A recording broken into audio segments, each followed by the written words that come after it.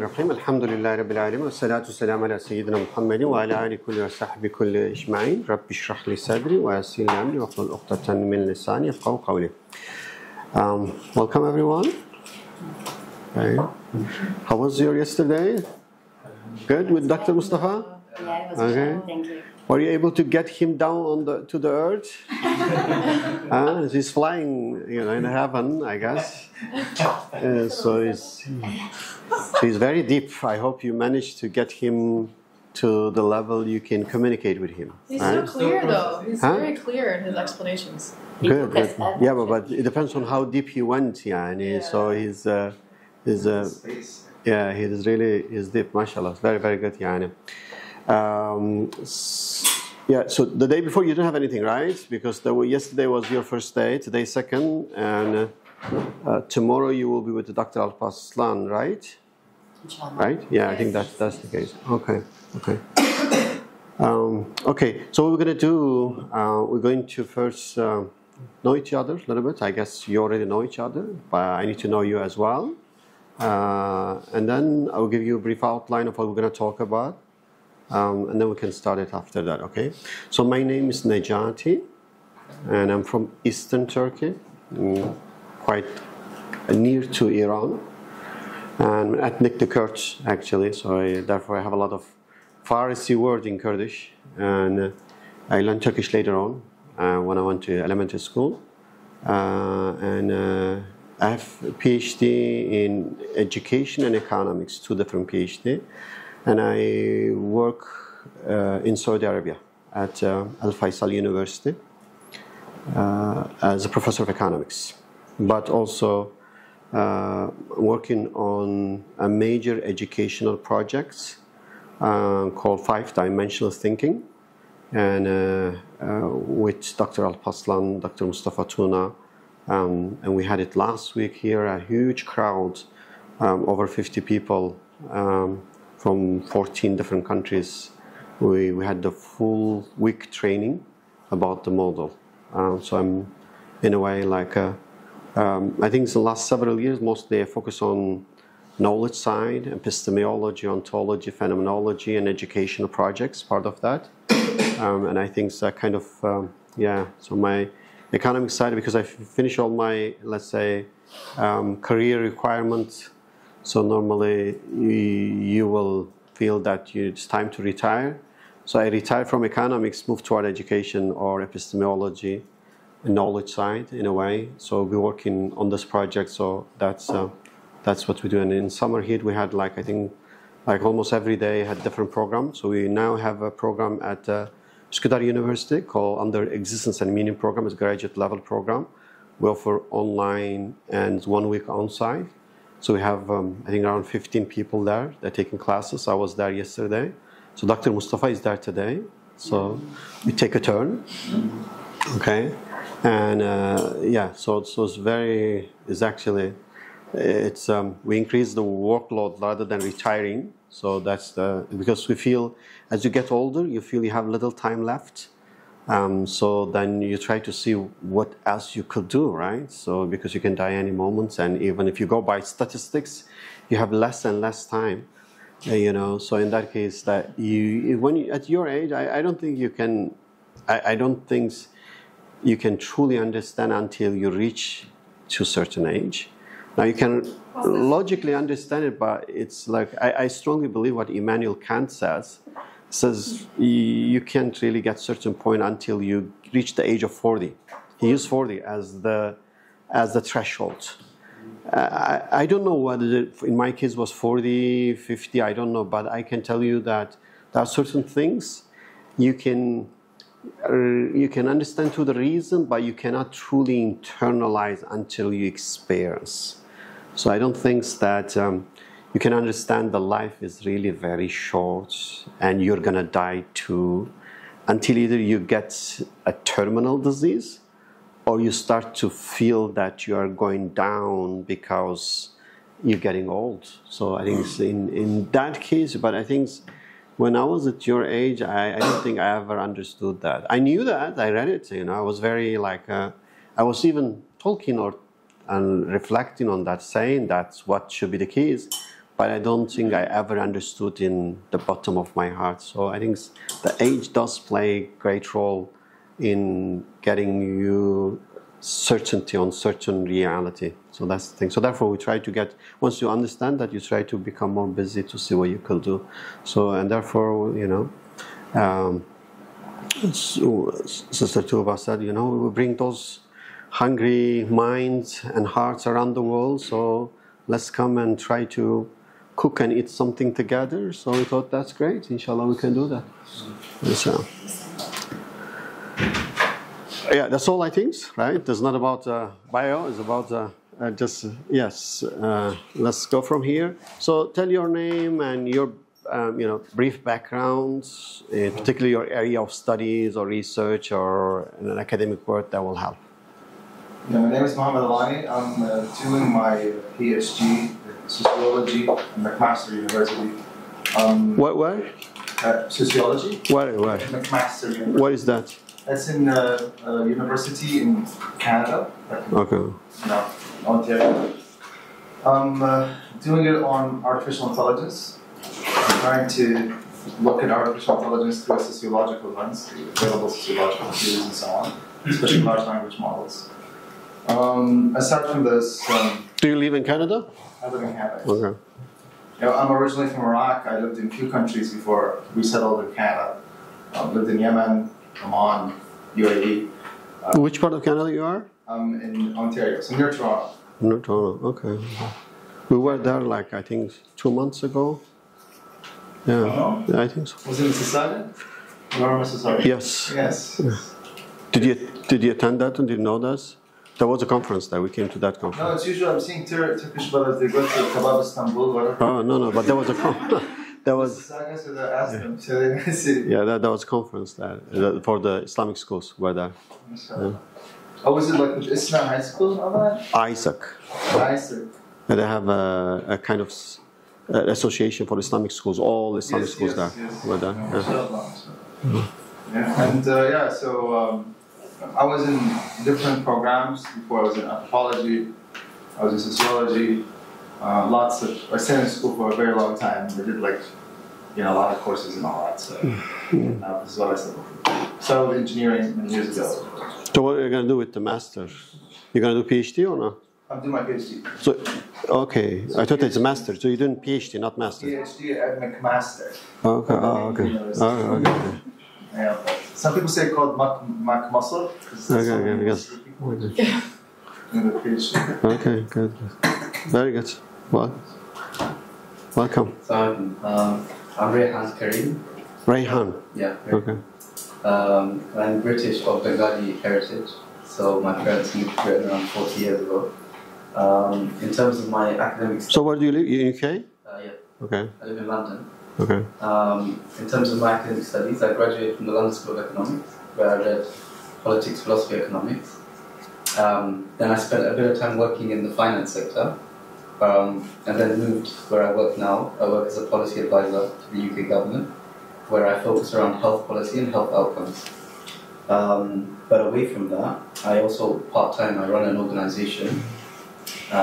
We work with a lot of Muslim youth, so with Muslim schools, with masjids, and masjids, they have particular youth wings and educational wings, so we work with them as well. Sorry, is that Asr Initiative?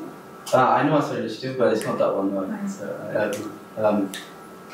We work with the masjids and the masjid and Muslim schools around the country, because actually when I grew up, I went to Islamic school full-time, and I did both kind of national curriculum and the Islamic studies, and in UK it's quite underdeveloped, so either a lot of students that go into the Islamic school, they either do very, very badly on the national kind of curriculum.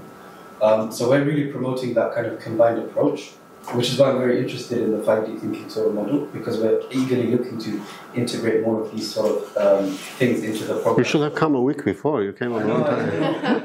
No. Inshallah, I'm looking to kind of learn more about it and hopefully can... And he's also Ibrahim's friend. Okay. Yeah. I think Ibrahim will do a good job to promote the model to you, so if you talk to him. Yes. So like every year, we work with around 1,000 to 2,000 students. So that's something that we're actively always doing, and trying to kind of learn more of different kind of theories, different educational approaches, So that's what I do. What is London School of Economics and London's School of Business, right? Yeah, they're two different. Yeah, which LCE is doing better than the other one, right? I would say so because I went to LSE. It's like Oxford Cambridge. London School of Business is more sort of like MBA, so Master Business Administration, stuff like that. Because we have one guy there, we work together, Alex Edman. Is is London School of Business. Yeah. So we actually have a conference in December. We is going there with one guy from Harvard there on corporate governance. Yes. So that's what we're looking at. So, but are they close to each other or? They just share the same name, London. Okay, sure. That's all. But geographically, it's Same location. Okay. But both are a good school, right? Both of them. Like the other one is good as well. It's not like a junkie school. Because there are a lot of junk schools in UK now. To quality. Not as much. It depends how you define what junk school. That's what's going on. No, because it's more commercial. They don't really, particularly I think in recent years, they emphasize. They change their strategies. Mostly they try to kind of give a certificate or degree to make more money. Yes. So that particular PhD as well. Now, if you want to get a PhD, most schools in UK, it's very easy to buy your PhD in a way that you pay money, they're going to give you. So they're not, and it seems like even what I heard, one thing was weird, they will have a kind of double standards for the UK citizens that will keep it very hard for the foreigner particularly. Give it to them, okay, get the money, we don't care whether they really have the skill or not. And when we hire people now, we really look at UK PhD with suspicion unless they come from a good school. Really, well, that's like, because it's very, now it's, I don't know whether they're aware, but obviously you can easily recognize, and therefore UK PhD is not as valuable as it used to be, unless it's come from a really, let's say, a top university, and that they are still strict with that. Because this financial thing, I think they made changes, and the university now trying to look at this as a business. There's a crisis. Yeah, so there's a big issue there. That's the things. So that is true. So we have an education crisis right now in terms of funding for these. Yeah, exactly. So their strategy is there's been a big push towards international students because they pay a lot more. As well. Yeah, exactly. But again, in US, like they don't care. You pay, but you have to still, do all the requirements. You fail. They will not let you to go and get the PhD. None of a good university in US will do that. So they take it very seriously. But in the UK, a lot is just very, lean on the foreigners and just get their money and let them go. And Foreigners have to pay more? Is that why? In US as well. It's like international and... What's happening in Canada, right? There's a massive crisis. We have these colleges. A lot of people out overseas, like they have this trick. They go to it, they don't know how to do the studies and so on. The colleges were happy. Exactly. It's just a business. Yeah. And that's what I'm saying. It's really it's a business. We're selling legal but fake diploma because it does not represent the knowledge. That's why I call there are two fake diploma. You can get it. One is legal, one is illegal. So I think that's unfortunately very, very sad one. Yes. Very true. So my name is Khalid Hussain. I'm from Kashmir, from part of India. I took my bachelor's degree in arts and one more bachelor's degree in education, and master's degree from University of Kashmir in Islamic Studies and master's in public administration. And I pursued my PhD in Islamic Studies from BGSU University, University, also a state university. And my area of interest and study was Muslim modernist thought, with special reference to Dr. Fazlur Rahman Malik, which I completed and submitted to the dissertation. Final award in 2021, and the final award was done in 2022. By the way, when you meet Dr. Alparslan, do you know who was his? Who was his master at Chicago? Chicago University. Was Dr. Fazlur Rahman. He was his advisor. Yes. So he knows him very well. He studied under him. He dedicated his book also to Rahman. Yeah, exactly. Yeah. Very good. Thank you, Brother Khalid. Yes. Oh, yes. I'm Rahman from India, Kerala. I completed my master's in Arabic, and I'm also specialized in tafsir studies and looking for PhD opportunities in that field. And now, in working, studying in a non-governmental research institution for tafsir studies in Kerala. Very good. Excellent. Welcome. Yes, Sir, Brother Bilal. Myself, Bilal, sir. I'm from Kashmir, same place. And I have done bachelor's in sciences, then master's in business administration, MBA. And after that, master's in Islamic studies. And now I'm pursuing my PhD. And the topic of my thesis is regarding the Muslim sects and sectarianism in India, its history, its impact, and the way forward. So working on this, that's Welcome, Bilal. Yes. Assalamualaikum. Excellent. I'm Taiba. What's your name? Tayyiba. Tayyiba. Okay. I was born and grew up in France. My parents from Pakistan, Kashmir. I studied in London, so I know the double standard. Studied at SOAS, Arabic and Islamic Studies. And I did my master here in Ibn Khaldun University. So my supervisor is Alparslan Hoca. And I did on the concept of insan, in the thoughts of Tahabur Rahman and Sayyid Muhammad Nakib al-Attas, who is actually the colleague of Alparslan Hoca. And Al-Attas and whom? Who was the first one? Abdurrahman Taha. Taha. Okay. Depends on how you look at it. Okay. Yeah, he was recently here. Did you meet him? Did you submit your work to him? Hajam, there were so many people. Yeah, I know, but you did work on his idea. That's you could have found a way to get him and to submit. Okay. I heard it was very popular. Yeah.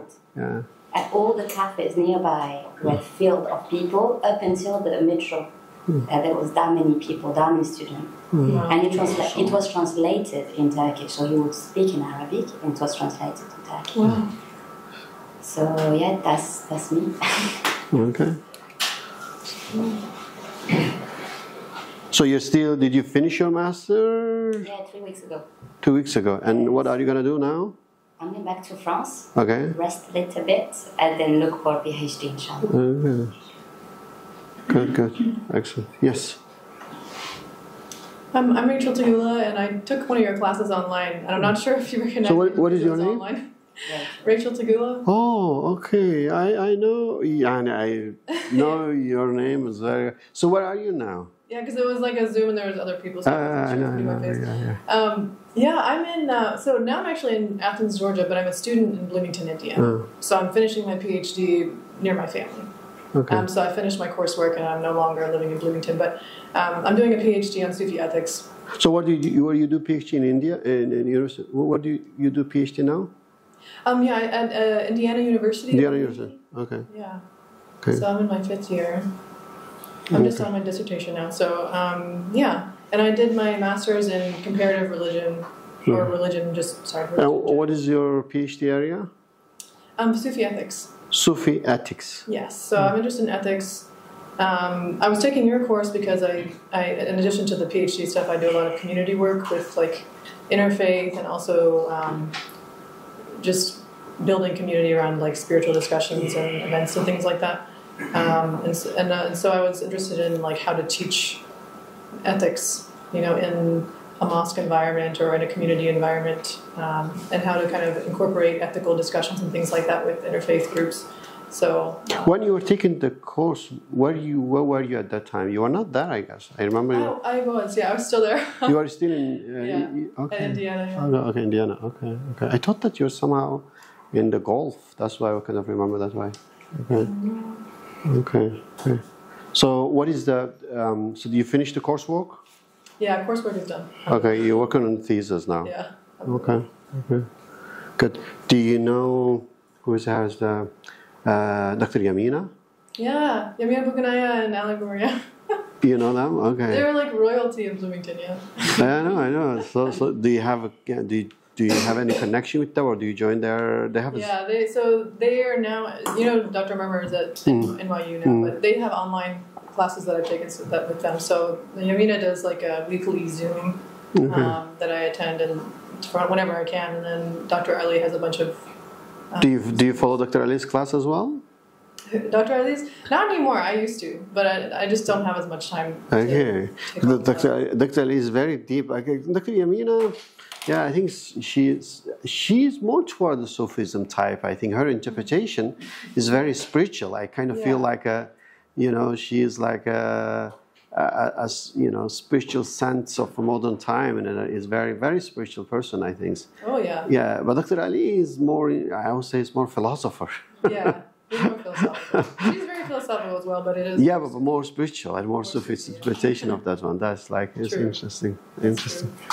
Okay, excellent, amazing. I don't know, like, I mean, I think I heard when, Tuba mentioned before, but I somehow forget it that you're going to be here. Very, very happy to see you here. Yes. My name is Lokman Kanat. So Lokman too, huh? Kanat, yeah. Okay, double Lokman. Okay. Yeah. Okay. From Kazakhstan, actually, I'm from. I graduated from Turkish University, Hocam SCV, Turkish State University, but in Kazakhstan. Sociology degree I finished. Right now I'm postgraduate student of IKI.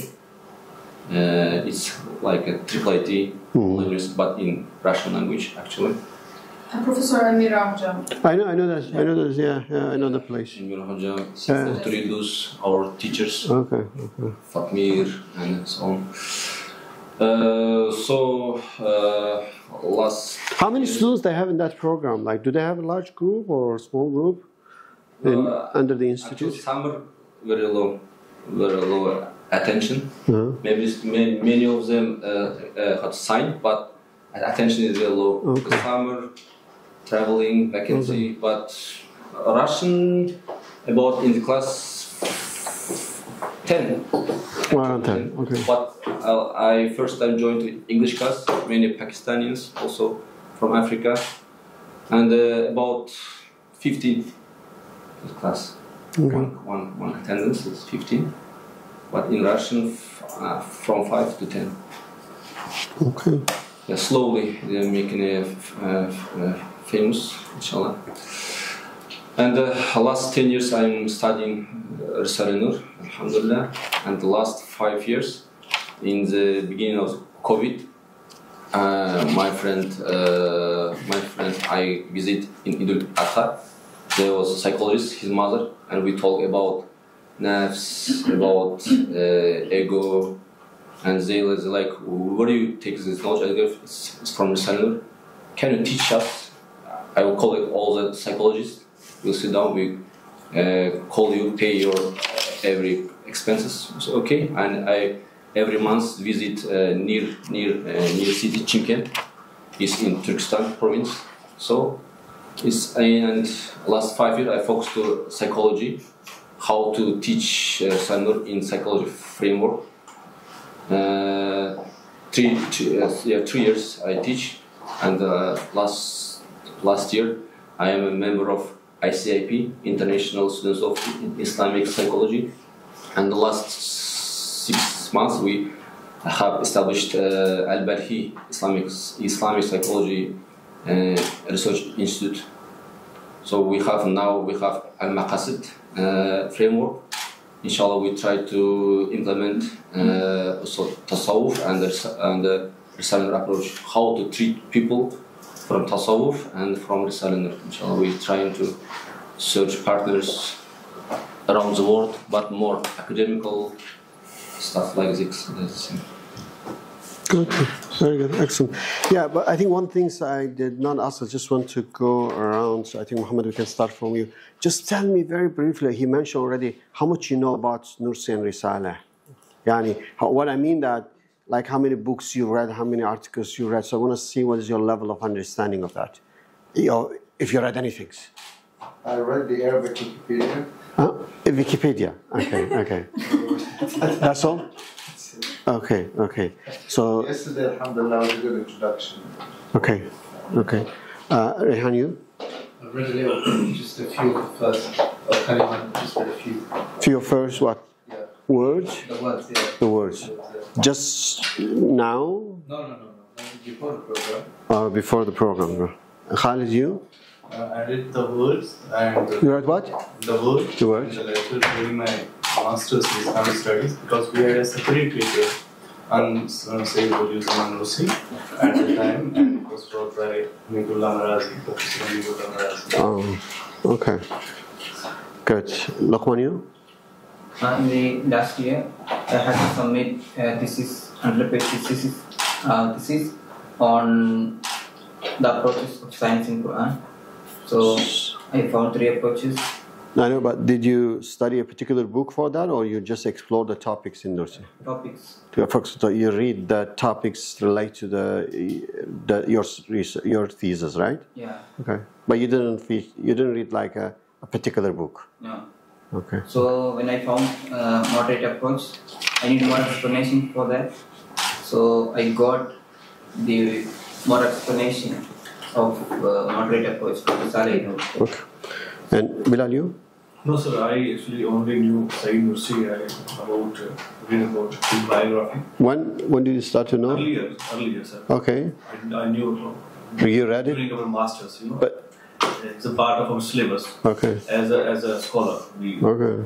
I didn't know about Risala. I knew, but after coming here, I go through the words Okay. and now learned a lot from the lecture of Professor Taha, Mustafa yesterday. Yes, sir. Okay.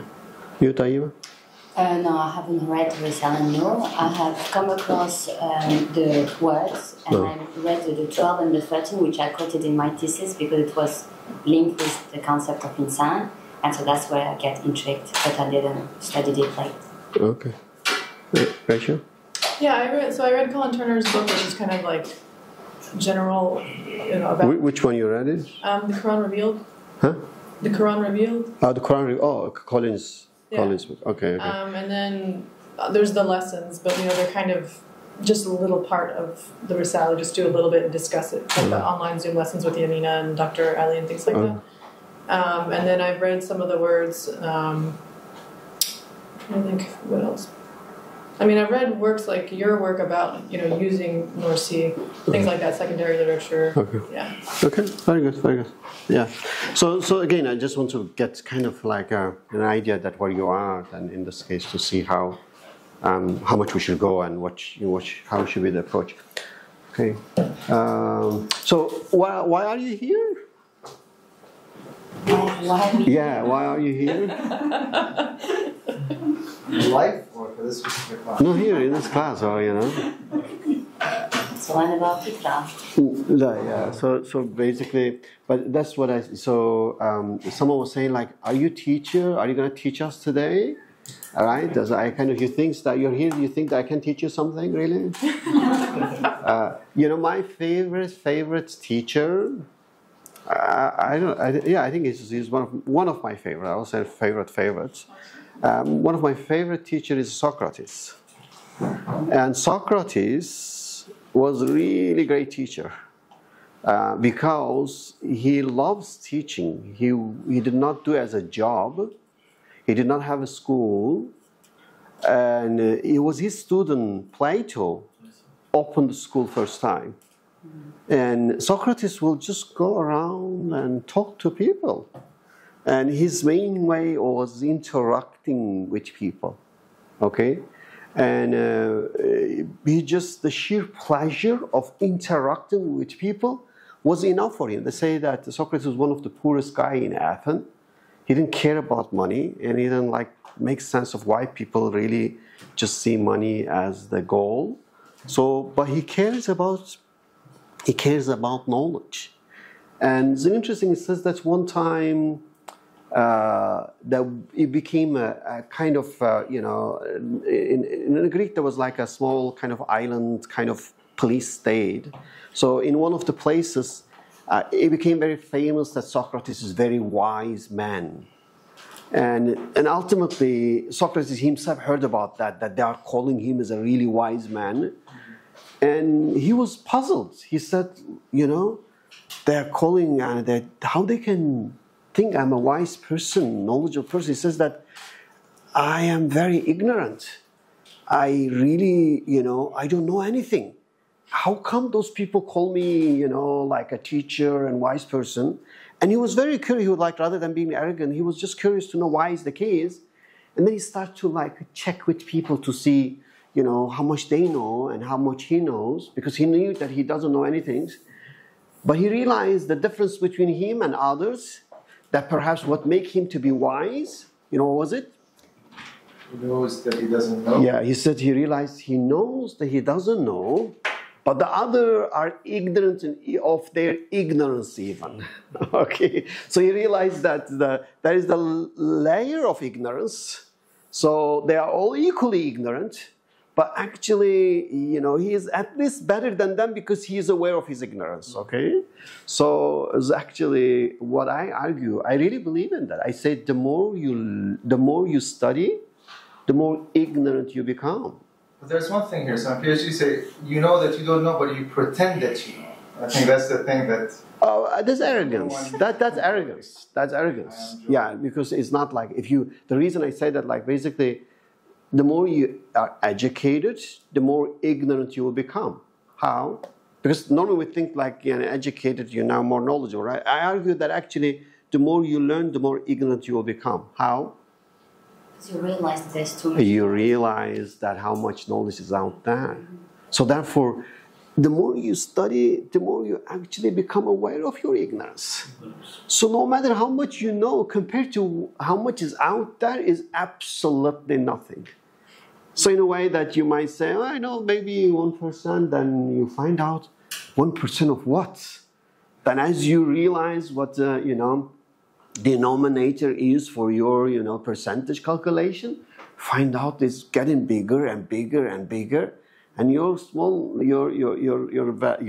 percentage is getting smaller and smaller and smaller. So therefore, I argue that the more you study, the more you become aware of the depthness of the reality and the knowledge about that, and the more you actually realize that you're technically more ignorant. So therefore, I don't know, what do you expect from an ignorant person to teach you anything, right?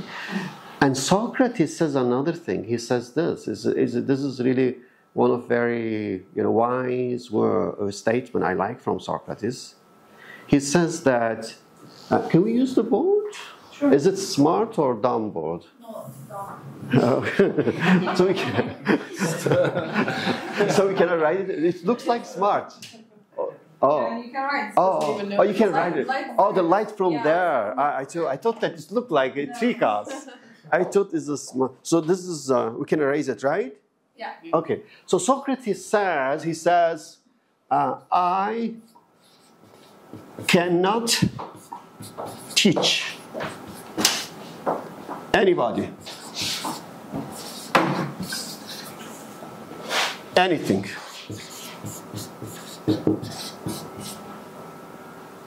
He says, I cannot teach anybody anything.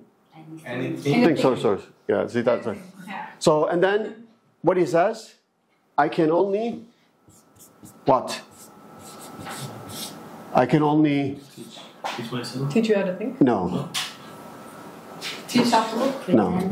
That's your Teach fill in the myself. blank. No. He says, I cannot teach anybody anything. I can only make, Lead to think. Learn to. I can only Mentor. make Them aware of their Think. think. That's what he says. So he's not saying, I cannot teach. So what does he mean really? Anyone have an idea? What does he mean?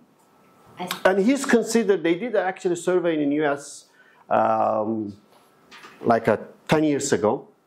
Among educators, Socrates was on the top of the list to be considered to be the best teacher ever from the Western point of view. So the best teacher is saying, I cannot teach anybody anything. What does he mean? Yes? And if you focus on the second part, which is I can only make them think, is that can get them to maybe start to use their mind to critically engage with the world, to be aware of their limitations, as you put it. So the thinking process itself, but it's not like just teaching them about specific actual facts in the world. But you say it's not just about, he's saying, I can't teach. You're saying it's not just about that. So he's saying that he's doing teaching and thinking. He's saying, I cannot teach. What does he mean when he say, I cannot teach anybody anything? That's the part. Because you're reflecting on this side, fine. But see, he has first, he's saying, I'm not a teacher. I can't teach. And you say, but I really want to learn. He says, I cannot teach you either. It's not like, I cannot teach if you're not motivated. I cannot teach if you're not intelligent. I cannot teach if you're not at a certain level, have certain conceptual, theoretical background. It's like, I cannot teach anybody, period. I cannot teach a child, I cannot teach a graduate student, and I cannot teach any topic. And he's considered to be the best teacher in the West. What does it mean, actually? Yes? Any idea? Knowledge can't be taught. Huh? Knowledge can't be taught. Knowledge what? Can't be taught. Can't be taught. Oh, so he's like, you cannot teach knowledge? Why? So then why do we have schools? Why do we have teachings? So then why you are here? It's like knowledge has no universal truth, kind of. No, but he's not saying I cannot teach the truth. He can say I cannot teach anything. He's not saying I cannot teach a complicated subject or I cannot teach you the truth. He say I cannot teach anything. Yeah. Maybe he focuses here on the student, like he shifts the focus on the student who's receptive to the learning, something like that. But then he could say, I cannot teach if you're not motivated. He doesn't say that. He say, I cannot teach anybody. Motivated or not motivated. Sleepy or not sleepy. You know, a good student or not good. He's not categorized. He say anybody. What does he mean? Is he just being humble? I don't think so. It's not about humility. It will become like that. You know? He's showing you what you already know. Oh, but he's showing you already know, you mean that? He's showing you what you already know, like somehow by experience or internally, I don't know. Oh, so you're saying that the knowledge in this case is just what you know by experience and cannot be taught you externally by anyone? Because that's what in this case means in your argument, right? So, because he's talking about every kind of knowledge, he's generalizing that. He says, I cannot teach you anything. So then in this case, if your argument is true, that means all knowledge is only experiential. It's only come within. It cannot come from anyone, which means... I was just thinking about, like, Socrates, you know, questioning people and stuff, and he's bringing something out of them that it's kind of already there. Like, but then if it's already there, why you even care to bring... They already have it. Why you waste your time? If you already know what I'm going to talk about, why I'm going to waste my time, you know? Okay, you already have it, you know? So we don't even talk about that, right? So what does he mean? I mean, what does he mean by teaching? I guess that's the question as well. Oh, very good. So what do you think? What does he mean by teaching? Transmission of knowledge. Transmission of knowledge, okay. So he's saying I cannot transmit knowledge?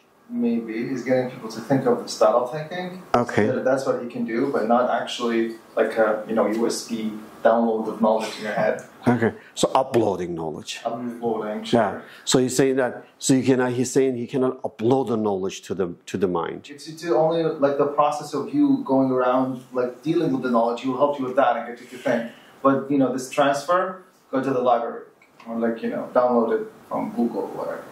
I didn't have it. So you think there has to be something in terms of how he understands and teaching, right? The teach. What does he mean by teach, right? I think that's the... What do you think that he means? I think that's a good point. What do you think that is his understanding of teaching, which he says he can't do it? Because that's what he's saying, he cannot do that, right? So then what do you think his understanding of teaching? It's to think.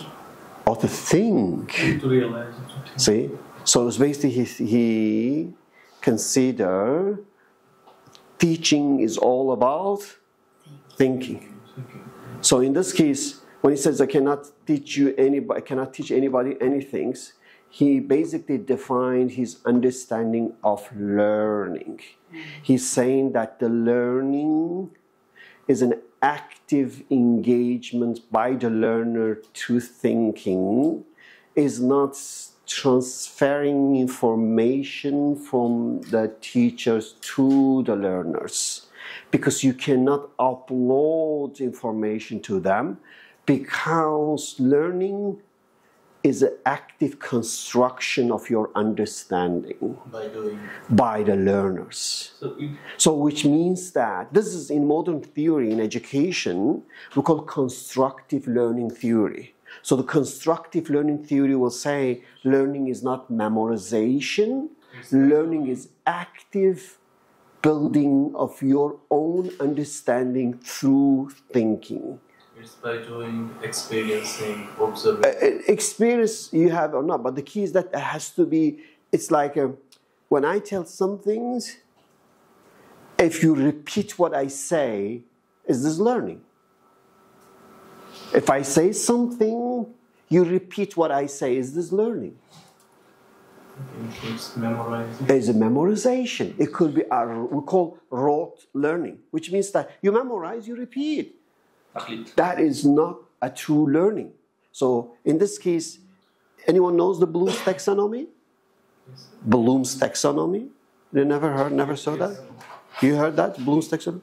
It's a very famous one. It's actually, Bloom's taxonomy is really a very famous one. It's called like a, he says it's like a pyramid. Yeah. What is that? Yeah, what is the bottom of the pyramid? Acting, yeah. Teaching.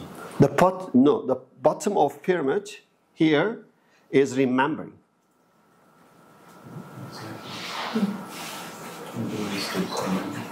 Which means memorizing and remembering that.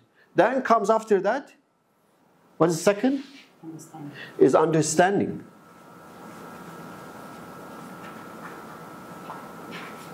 And then after that, come applying. And after that come Analysis. Teaching. analyzing. And after that come Teaching. Synthesis. evaluate. And at the very top, he used a phrase I completely dislike it. I think I believe it's a forbidden words from Quranic perspective. He called creativity, creating. So I call it, you can call it discovery or innovation.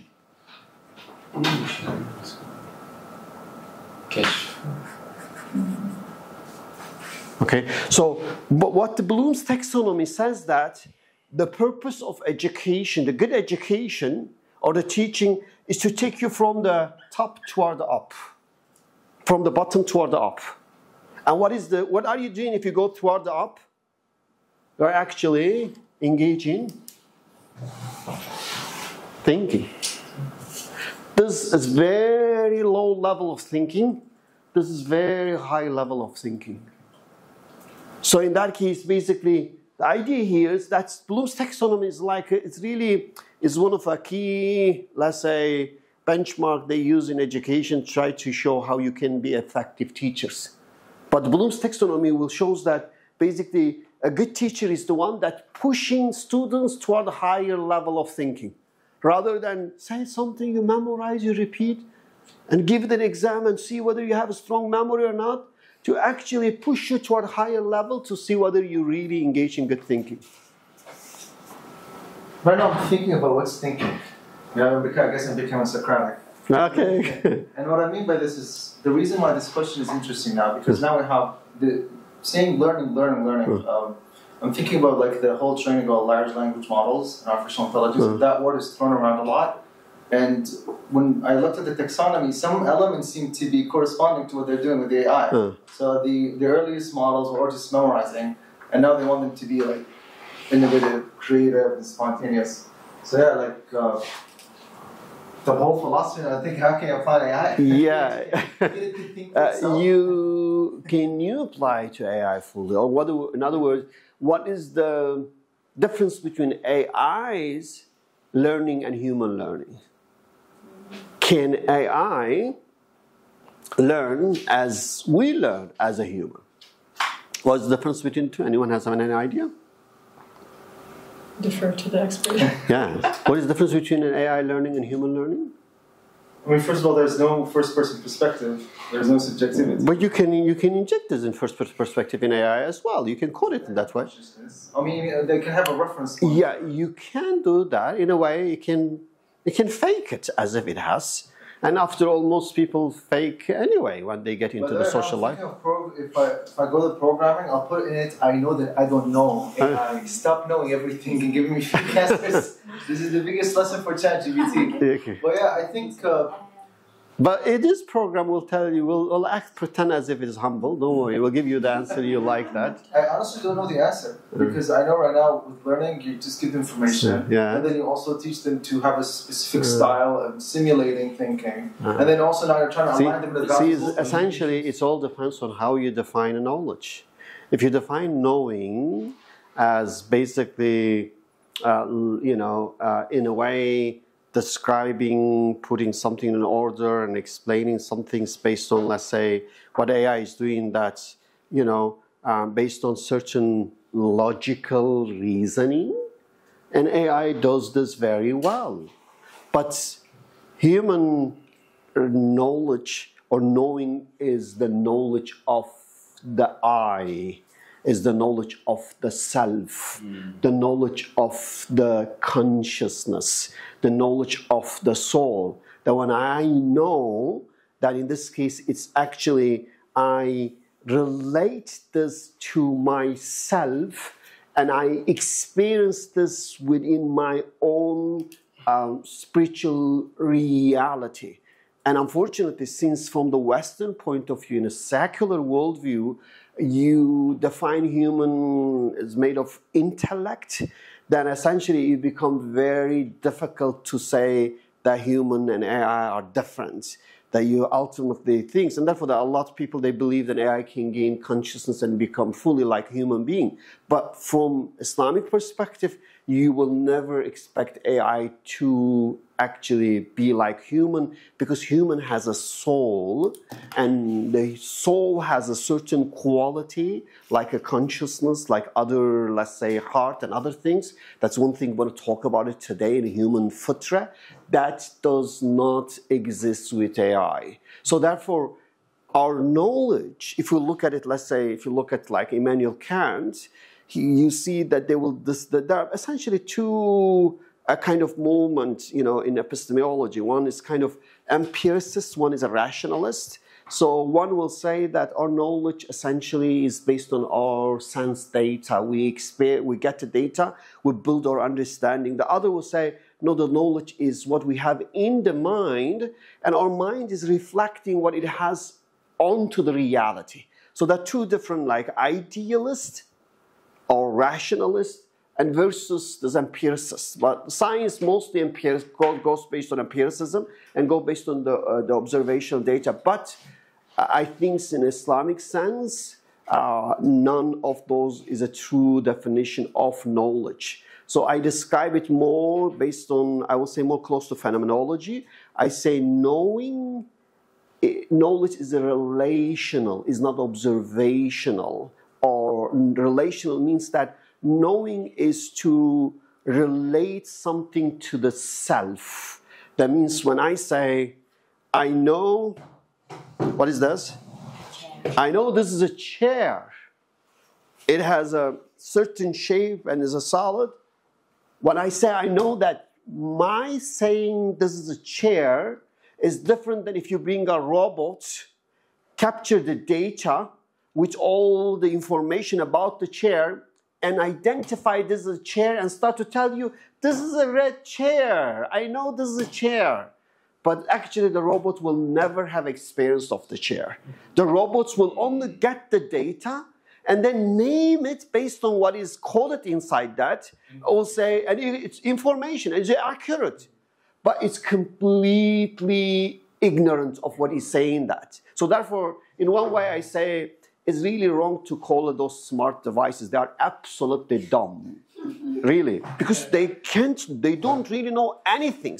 They absolutely don't know anything at all. But it's you, once you get the data from them, you give input, you get certain output, you're the one actually reading this as a meaningful thing. It makes sense to you only. It's your knowledge, not their knowledge, because the computer doesn't know anything. So it's you read it and you give the meaning to that.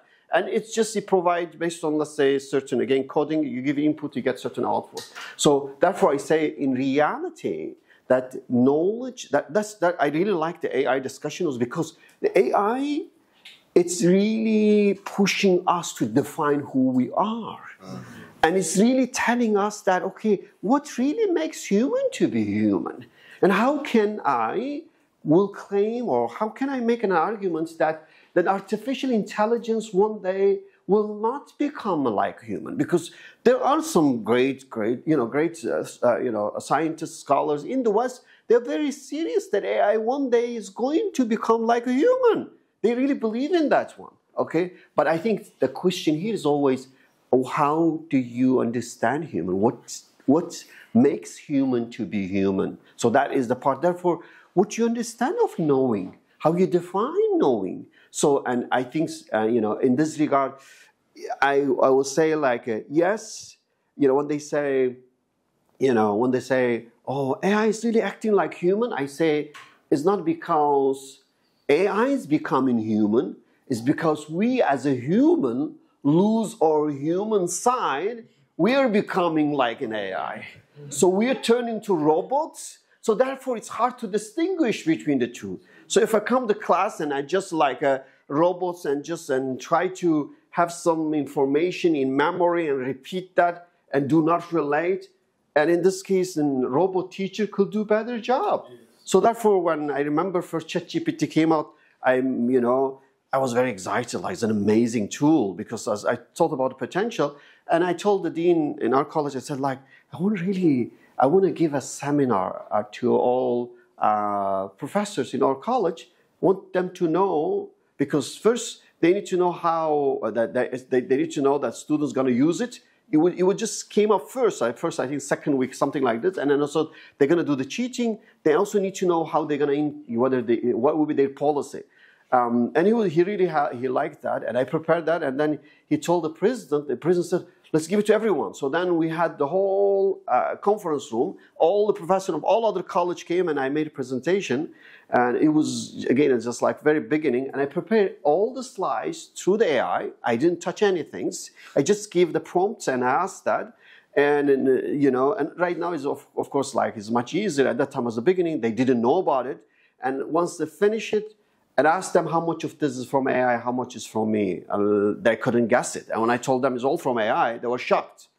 But then when they saw, I was like very excited, and several of them came to me, they were truly scared they're going to lose their job. They said, they told me, they were like puzzled. They told me, we saw that you're very excited.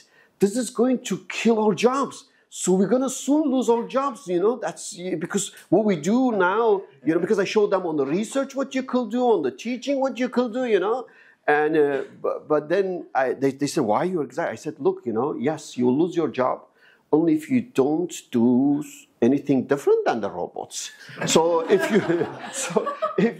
you really do your jobs like a human in class, so in this case, they will never replace you, So in this regard, I say that really it's very, very good that you really tells us that, what makes human to be human and how we're supposed to use it. A few things. Was the TA was marking students like, well, this is by AI. So I took it and checked. Was like, oh, this is not from AI. That's actually a problem. There is no, as you put it, the issue of the fact that you have to put something new. Because if it's too like AI, that means you have a robotic thing going on. The other point I want to say is related to the question of relational approach to learning, or that's what knowledge is. Kind of push back against this.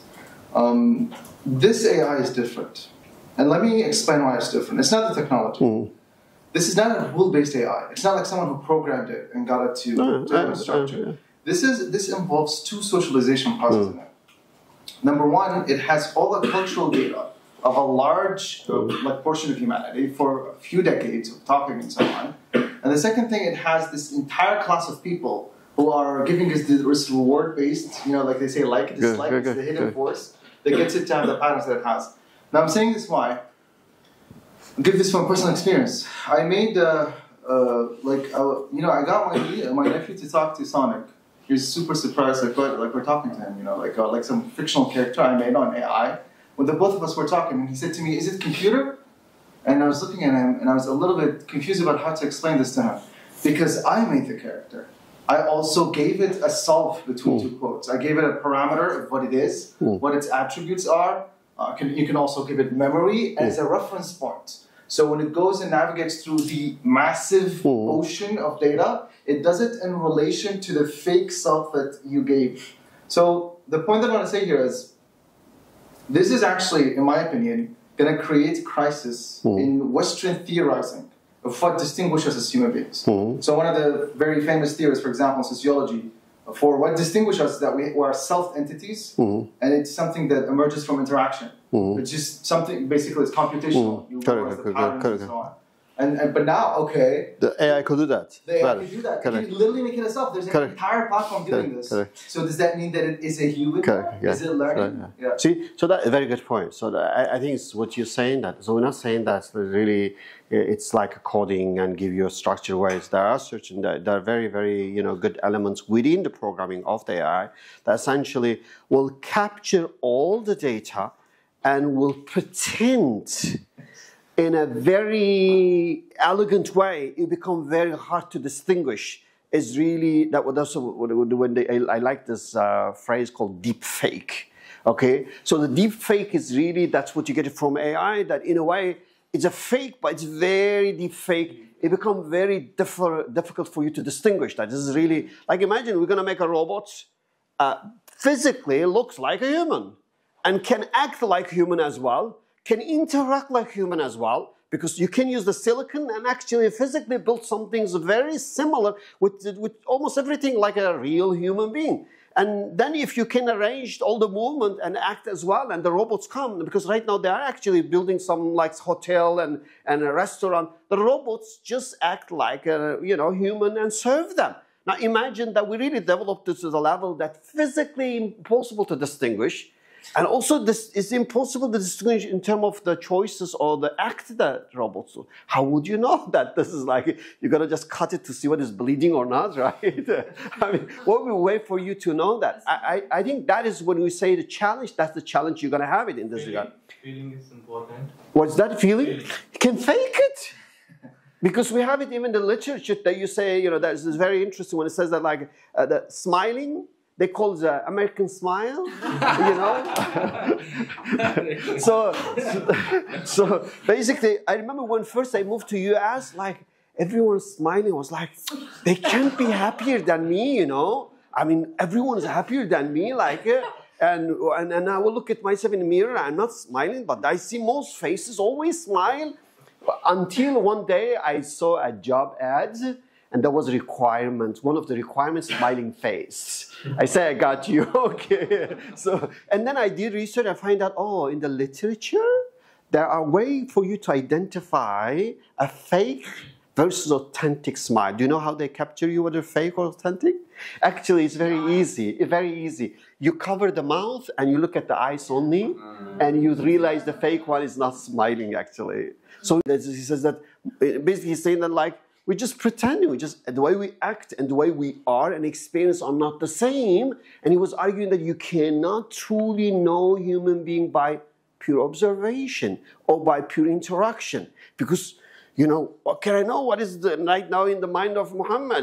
Now, what does he think about that? He's smiling, maybe he's really deep inside, has some other way. Like, if I have a device now, can read his mind and heart, would that be good? No. Huh? See? So the point here is that, but that means I can't really read. I cannot just look at his word or his let's say, facial expression to think that I know what he really has it. So, because I cannot penetrate deep into his mind and heart. So that's what Immanuel Kant was saying, that it's very difficult to know human being. To the level, he argues not difficult, he says impossible actually. That's his argument.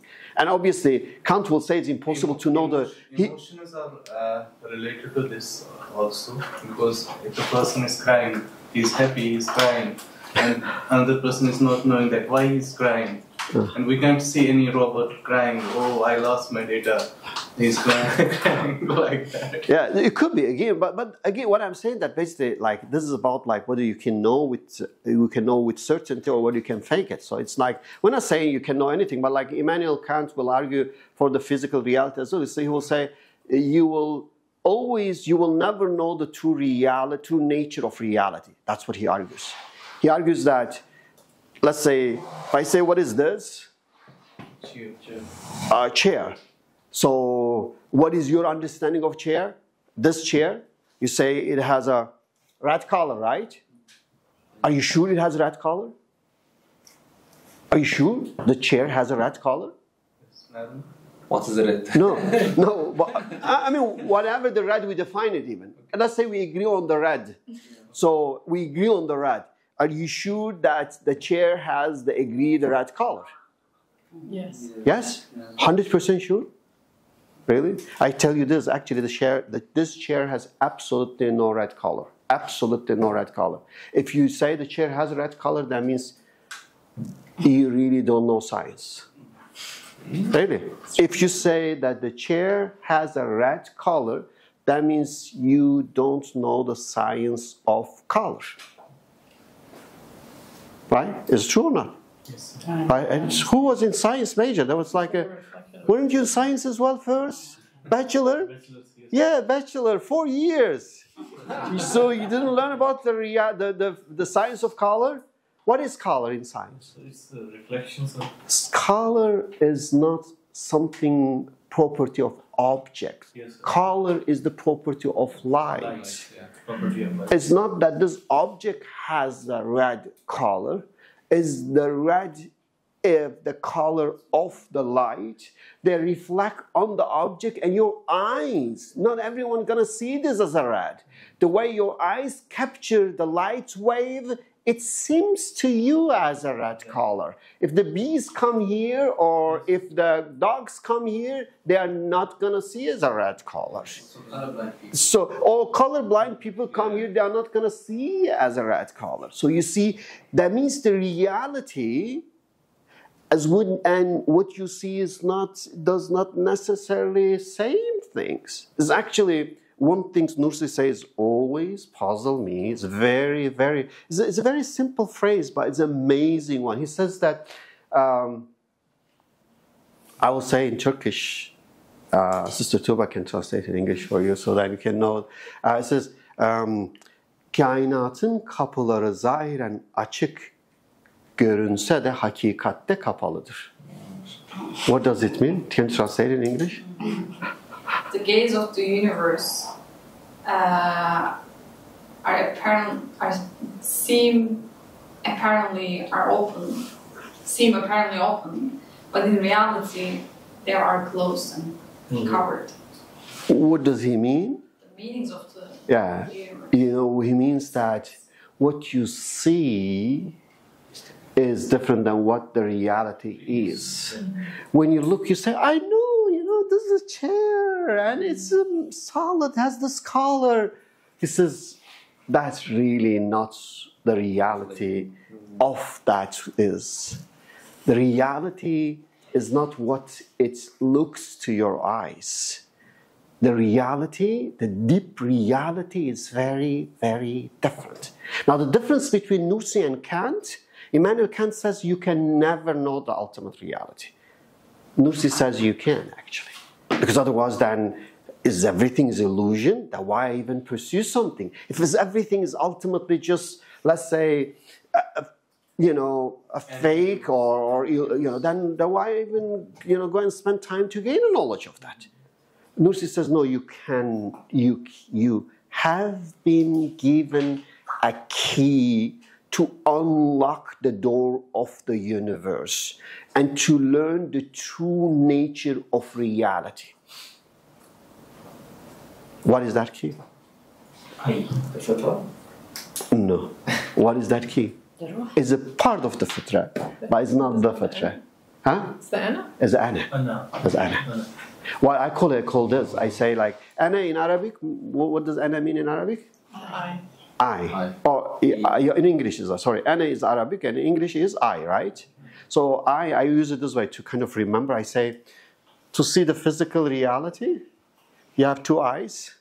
To see the ultimate reality, you have the third eye. The third eye is I. Like I means the self is I. That's why I like it the way they call it I. So I say that that eye is actually the third eye. So if you use the third eye, when you say I, which means this is the experiential self, is the consciousness, is the property of the soul. It's part of your fitra. So if you use that one, then you can penetrate to the reality. So, and I think the differences between, let's say, the Tawhidi worldview and the secular one, the secular one doesn't have such, they do not approach to the I in this way. They approach to the I like a God. That they make you to have ananias, though, to be, that they feed that one to make you to basically, believe in yourself and believe in your power and things that you are the one that doing what you do. Okay, so that's like one of very, very important. So therefore, it's really, I think that, I really like this AI things, not because they excite me for the technology. And I think, when I start to use it and I look at it, I said, I feel if I was just started, let's say, going to school, I could have learned like 10 times more than what I had learned without AI. Because I see that it makes the job extremely easy for learning. And I feel the whole education system's got to change. And I think those who do the PhD, be careful.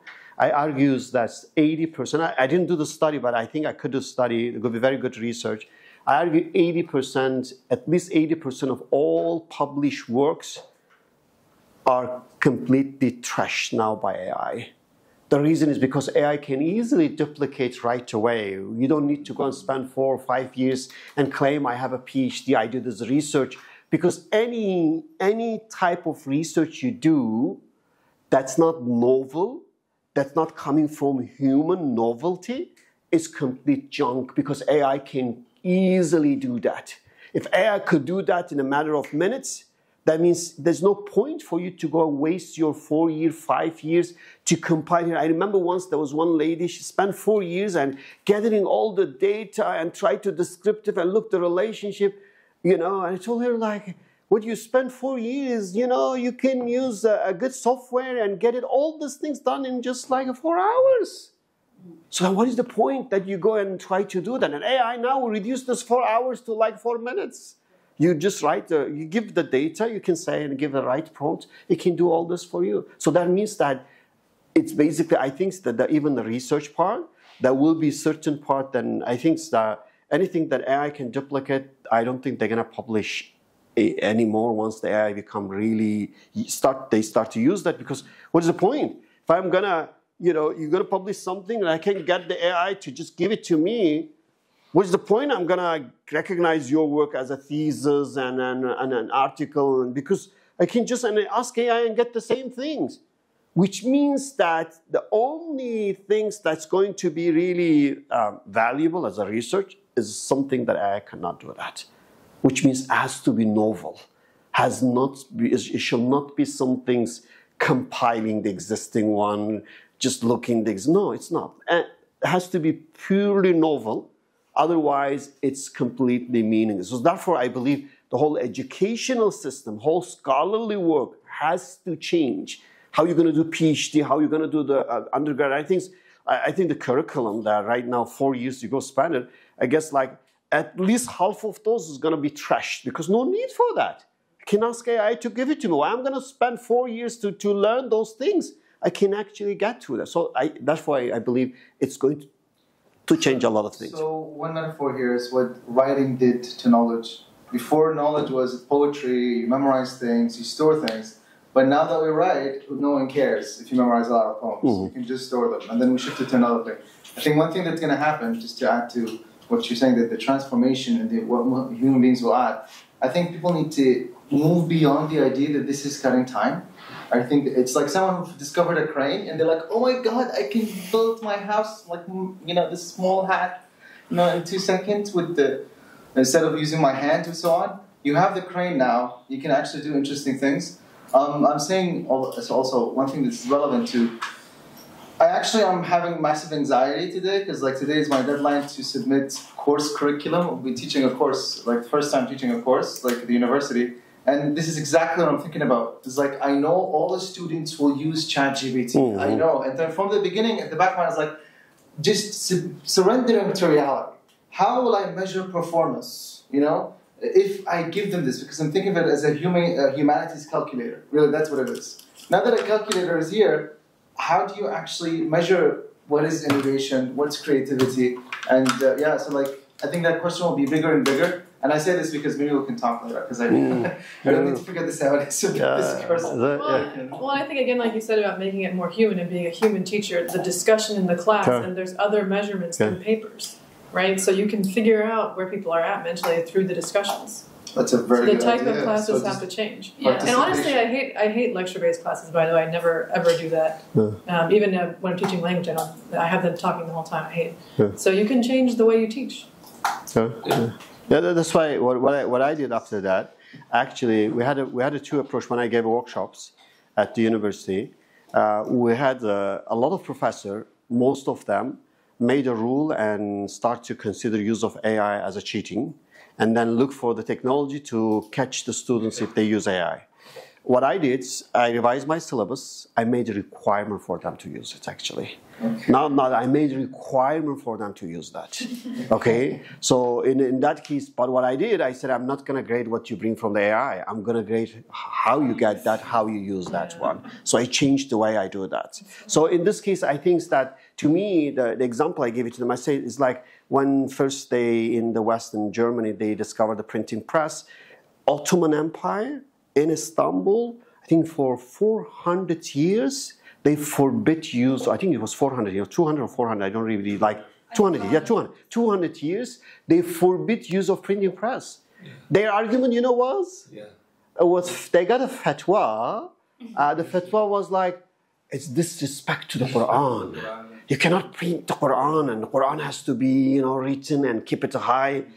It was complete nonsense, obviously. It's in Saudi for many years they say women cannot drive because because they had a very weird reason for that one. But anyway, they eventually gave up on that one. So, so same things here. Is basically, there was the real reason was because there are thousands of people in Istanbul. They were actually writing the Quran and making their life. They're living out of that job. So they were afraid that's going to kill the jobs. They were, rather than honestly saying it's going to kill the jobs, they just got a fatwa and then they forbid it. I say there's the same thing now. So any instructor who does that forbid, I say you're like the Ottomans. You need to learn the lessons that don't forbid it. See, there's the reality. Now you have to change the way that you teach. So otherwise, sooner or later, you will face an existential threat because you will be kicked out of the classroom in that case. As I mentioned, I think there were most professors went with making a policy and trying to catch the student and say, it's unethical. Yeah, most did in that way, but that was not my recommendation and that was not my practice. I did in another way, okay? So anyway, in that case, again, we'll get lost about what is our main topic. Is this all discussion relevant to our topics? Is it relevant to the topics? It is there, right? Actually, our topic is exactly that. So we're discussing, our topic is to understand human being, to understand the essence of human being, to understand what makes human to be human. Okay? But let me first ask you this. which one you think you feel you're more ignorant of? Do you feel you're more ignorant of yourself, of other people, or the other things? So, 3 categories. Do you feel that you're more ignorant of yourself, or more ignorant of other human beings, or more ignorant of the things that non-living beings around you? Which one? You can include animals in the things as well, okay? Plants, animals, and all other than human. Yes. Raise your hand if your answer is A, which is I'm ignorant of myself more than everything else. Self. Okay, wow. There are 4 people. You don't know yourself? No. Wow. You don't know. Other people. Huh? You know yourself more than other people. You know more than other people? Really? I mean, more than other. I don't know anything about other people. Can I go first? Can I go first? So I've been studying insan for the past 2 years, right? The topic, and I'm trying to understand how I can even get to the topic. And more I look into the philosopher, more I understand that they don't know how to categorize how many nafs we have, how many qalb do we work with, how does the ruh work? So if we don't even know our basis, how can we understand others? What is the nafs that is speaking out of that person? Or we don't even know what our nafs is speaking out. Some are saying that we have 2 nafs. Some are saying, well, we have 1 nafs divided in 2. So which one is the correct one? So that's what I'm saying. We do not know how we work. So how would we understand how other works? Okay. So second one, if your answer is B, you're ignorant of other more than everything else. I thought that yours was that. Okay. I think that's me. Yeah. So but I'm also ignorant of other things. So I consider the other things and the other person. Same, equally. Like, so you think it's that the ignorance. So you relatively know more about yourself compared to others. Relatively. Relatively. I'm not saying I know myself. Okay. Okay. But relatively. Yeah. Okay. And ignorance of other things. What are the things you want to know that you're ignorant of? I don't know about bats, dude. Like, all these different animals, all these, what's going on in an ant colony? What's different? I love that. I see. I really like ants, but okay. And lions. I really love lions too. Okay. And are you curious about the external universe as well? The galaxies and aliens and all the things, genes and everything? Yeah, of course. Everything, actually. It's a giant problem. So that's why AI is actually helpful. Like, tell me more about ants and cosmos. And you, Rahman, you said? Few people afraid of future. What's going on? What's the next step? Next hour? What kind of dangers will come? We don't know.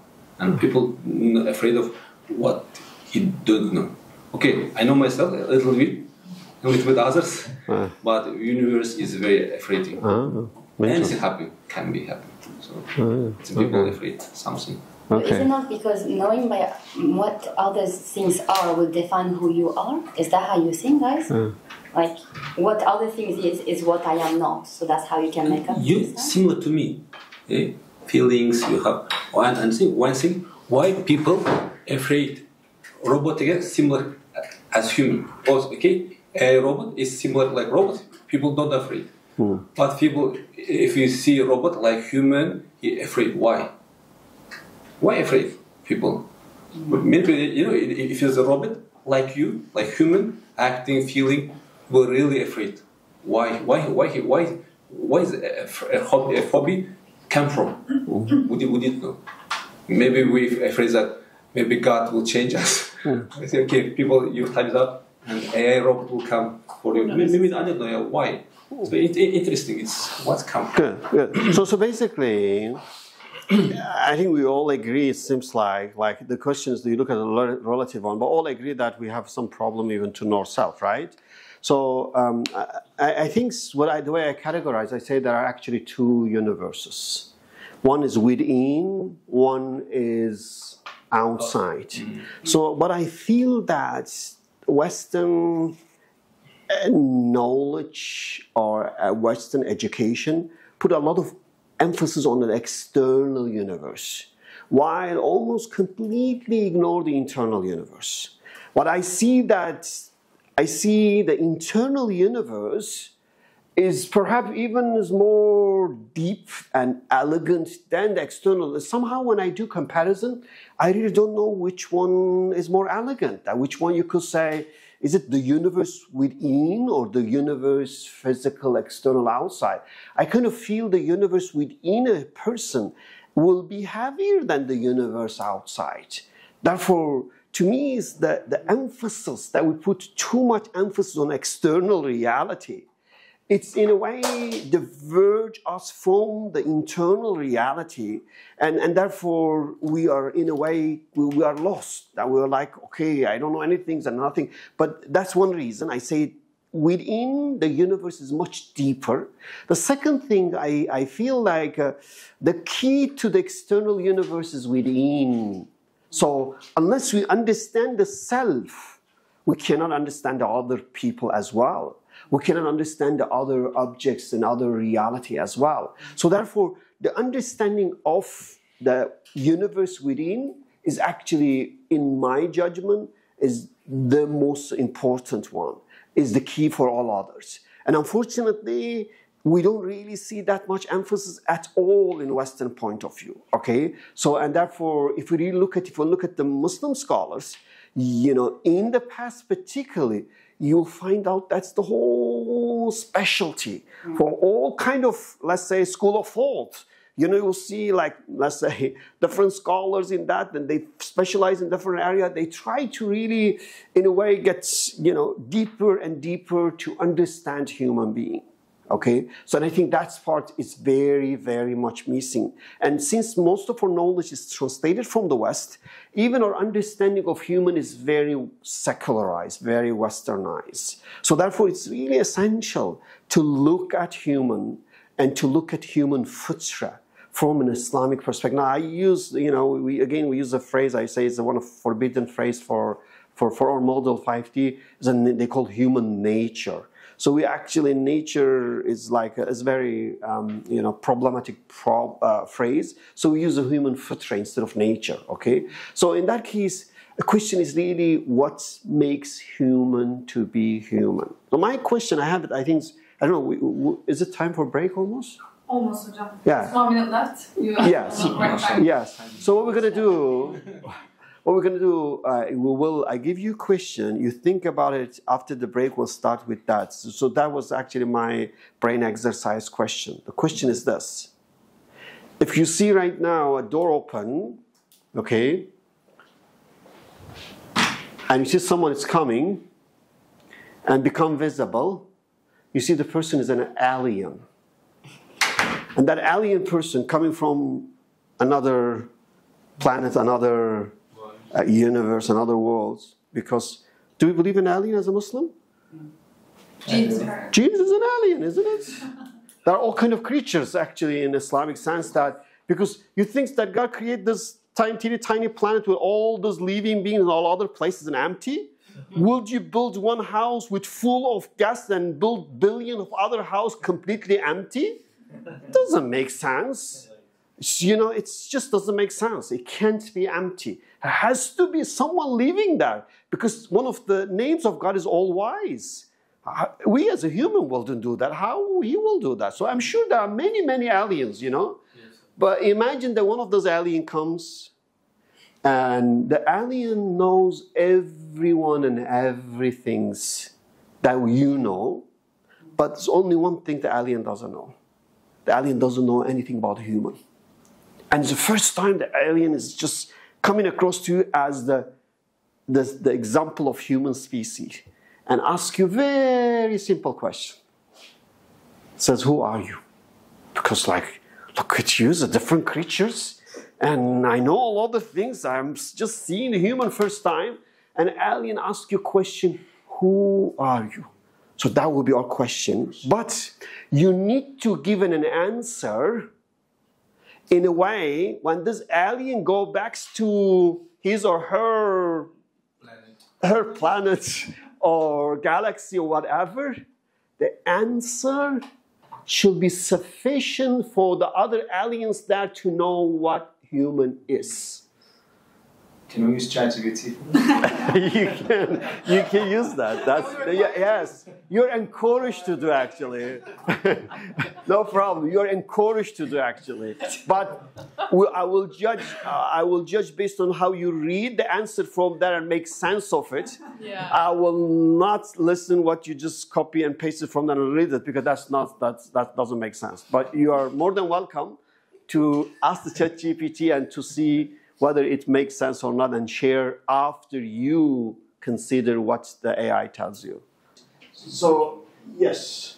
So I was just thinking what differentiates us from all other species on Earth, and I would say my answer would be we are sentient beings, Okay. with the ability to recognize the creator of everything, i.e. Allah, but also understand that we are, as part of His divine plan, custodians of this earth. Those are the three things I would kind of see to describe who we are in a way that I think really makes us distinct from everything else. But again, our question is about what makes human to be human, not what is your job, what is your position, what is your place in the universe. It's not that. We want to have the understanding of, like I give you a simple example. If I tell you, describe me the human body, you're gonna have very distinctive features with the two eyes, with the ears, with the nose, that there are common elements of human body, and I think you can easily take that one and say, this is human. And when you see, you say, yeah, this is human. And it's distinctive from all others, right? So now you need to give me a very clear the description of what makes human to be human, not the bodily one. That can be distinctively described human, that alien can communicate with each other and say, yes, I got it. I mean, I know that what you mean in this case. Like, look at here. This is our alien. Okay, so, and they are, see? They are not pretty, so they are different than us. No intermarriage can happen. So they are different than us, obviously, and they are curious about us. They are just, asking, who are you? And they have the knowledge of angels, animals, evil, robots, everything else except human. That was the thing, right? So now you need to give very clear answer, and there's no recording, nothing. They cannot take that one. So they have to go and convey your definition of human, and the other aliens there should say yes. Oh, okay, I know. Now it makes sense that what the species is. I mean, one other question we asked when we were discussing this was, we'll have to point them to what is not a human. Okay. And one of the salient facts on this planet is we seem to be ruling the planet. We are in a very dominant position, And so we are, the first thing, we are the custodian of the planet and the earth. But the question is why? And what makes us different as a species? And why should we actually, why don't they just, I'm going to talk about the ants too. Why don't they just go to the ants? And by the way, they may actually just bypass the talk to the ants. I'm just saying, just assume they're going to talk to humans, right? So, why us? Why are the spokesperson of this planet? One of the points here is, number one, is that we are rational beings. Okay. With the ability, we have autonomous, we're not like machines, we have actually some free will. Okay, free will. So see, he's starting to give some definition. Mm-hmm. So you describe, you say we have the mind. Yes. Rational mind, okay, and we have a free will. Yes. Okay, good. But what else? But do you think animals have a mind? Yeah. Animals have the free will. Yeah, free will as well, yeah. And do you think angels have a mind? We're smart too, because animals are, we're the boss, Do you think angels have a mind? They do have minds, but they're not seeing them. They do have a mind too, actually. If you look at some angels from the narration, how deep question they have, and you realize that it's not like that dumb or programmed. They're really very, very intelligent. There are different type of angels. I guess that there are some of them here listening to us. If they can join the discussion, they might make very good contribution. I'm curious to talk to them, because they are very, like, he thinks about Jibril, when he went to the Prophet and asked this famous question, what is Islam, what is Iman, and what is Ihsan? Remember that? Yeah. So that was very deep questions.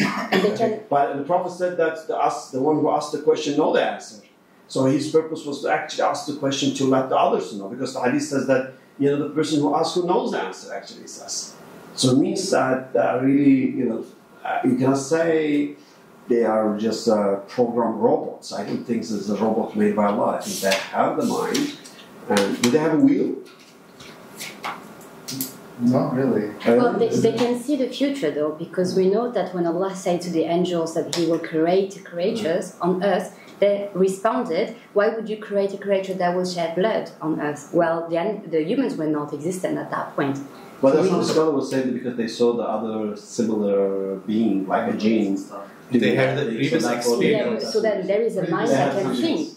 Yeah, but some will say that because they had some sort of kind of experience of seeing what the jinn do, and they're thinking that he will be similar to that. That's why some scholars say that way, but I don't know whether they can see the future. So they have free will, but the bad possibilities are eliminated. They you can do only have choose free good will. things. Yes. They do have free will, but they just don't choose the bad things because they just don't have a fitra to even incline toward that.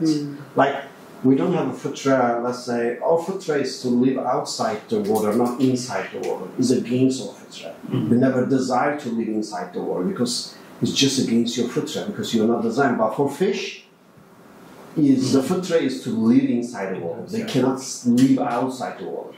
So in that case, their fitra is in a way just never like and desire anything bad. That's all. They don't enjoy that. Like sometimes, I don't know, like I think as a Muslims, even like when you get to a certain level and you really like, I think most Muslims, they don't desire to eat pork.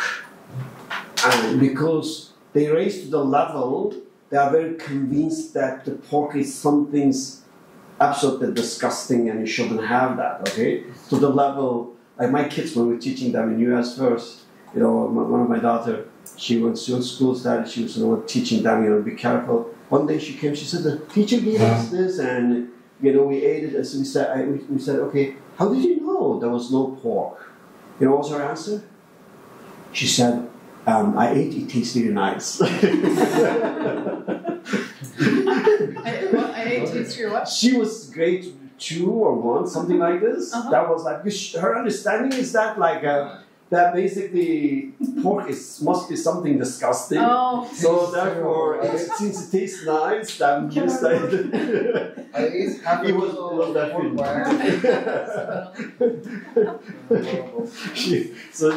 Her test was like, okay, so therefore, like I think most Muslims basically have these ideas like pork is really, that they don't have even desire for it.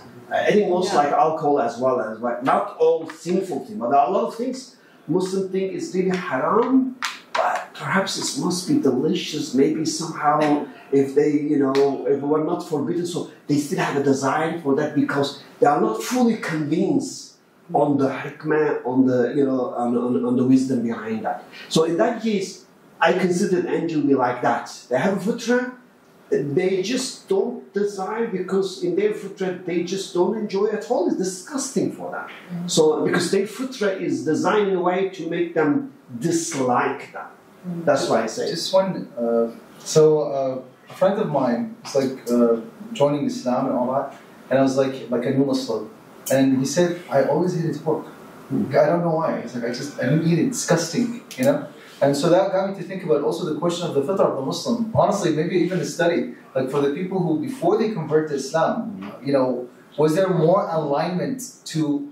That's why I want to know what the fitrah is. It's like not eating... I ate a ton of pork and I loved it. It was delicious. It just completely destroyed... Just want you to know it's delicious. Okay, but Islam is more delicious. Exactly.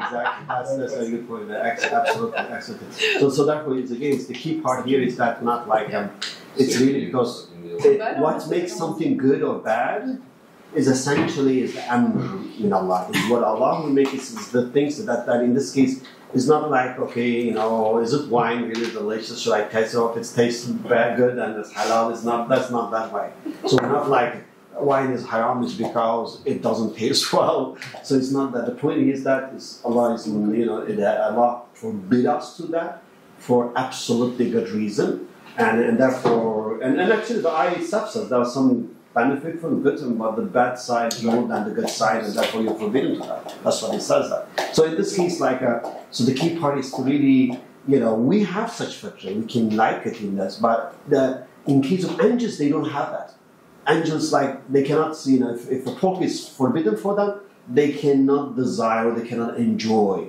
That's the difference. But we as a human, it could be forbidden and we might enjoy that, because we are different in this regard. I think that's the difference between us and angels in this regard. So again, we get two, at least we started the sky with human with two not distinctive, at least clear features that has a mind and has a free will. Okay.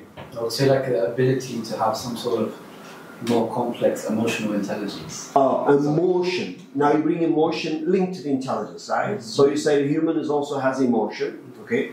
But do animals have emotion? They do, but that's why I said more complex. More complex. But we need to give it distinctive features. That's good to describe, but still is not distinctive.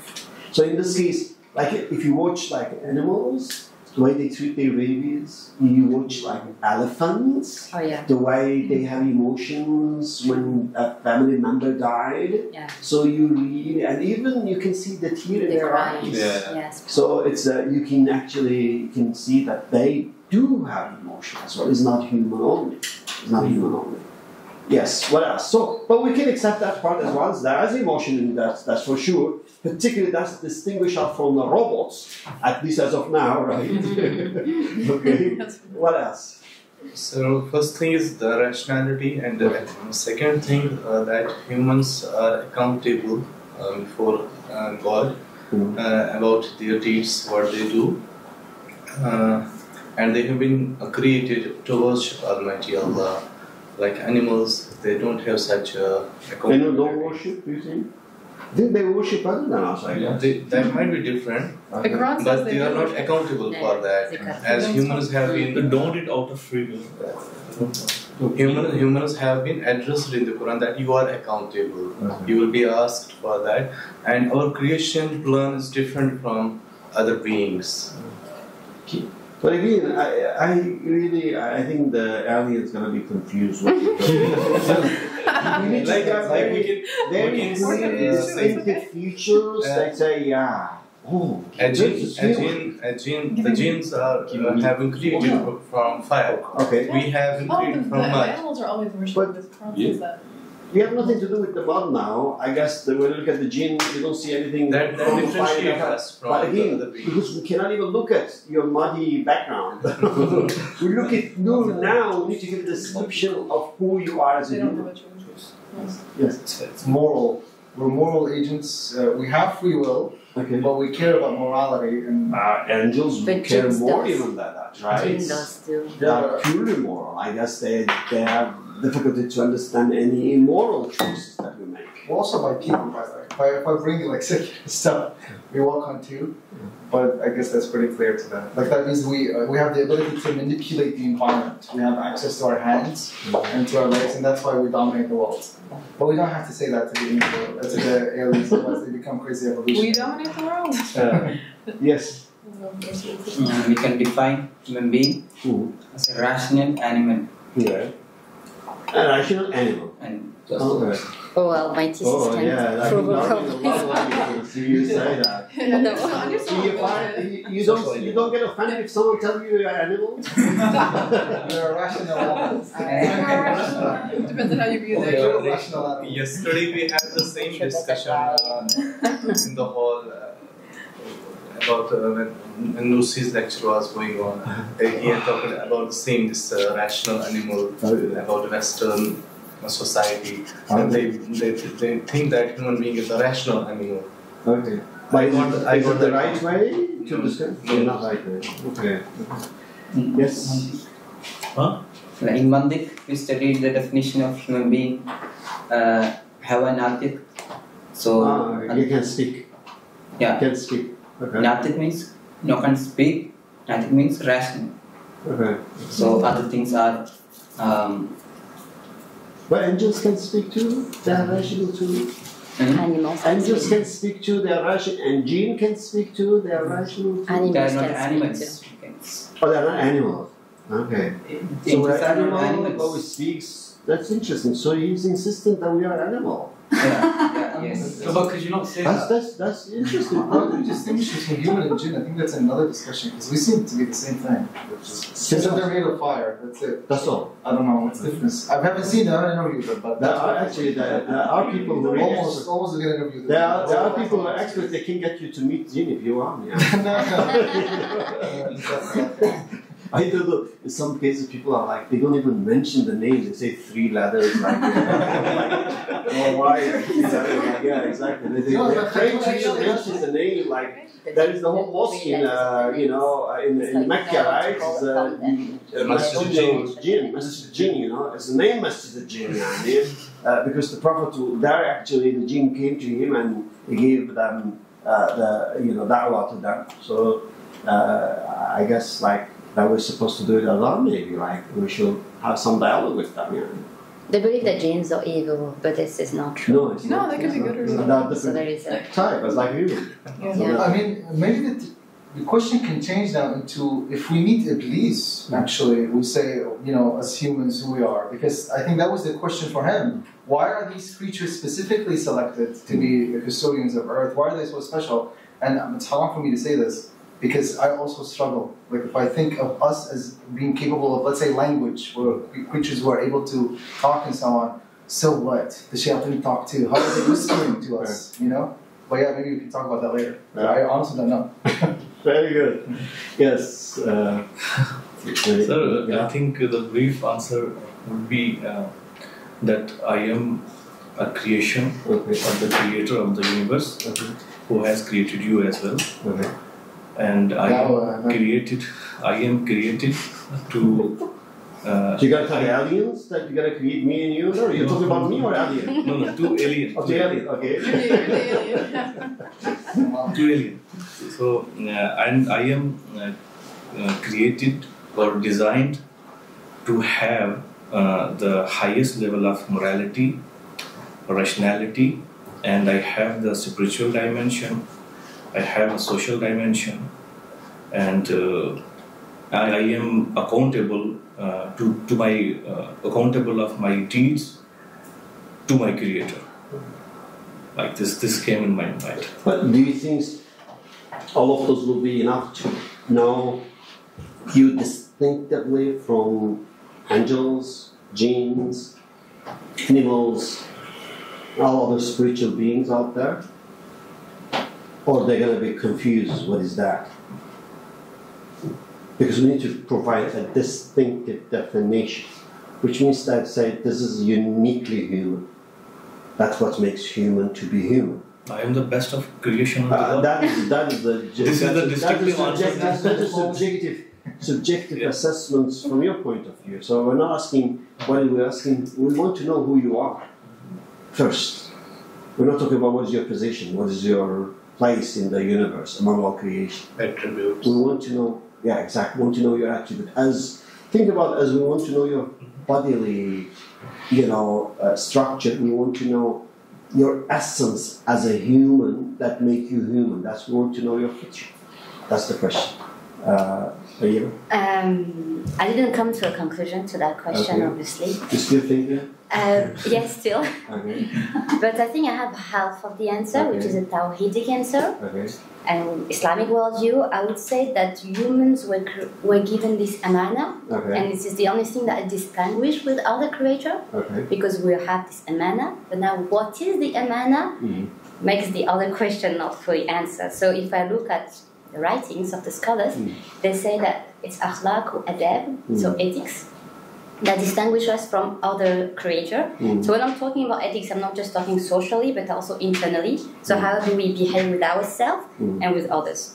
So I think there's a amana going on. So if there was an alien asking me, who are you? I would say I'm a creature that was given the amana, and I'm working on it. But then I think you give another puzzling question. The alien is going to say, what is that amana? I know.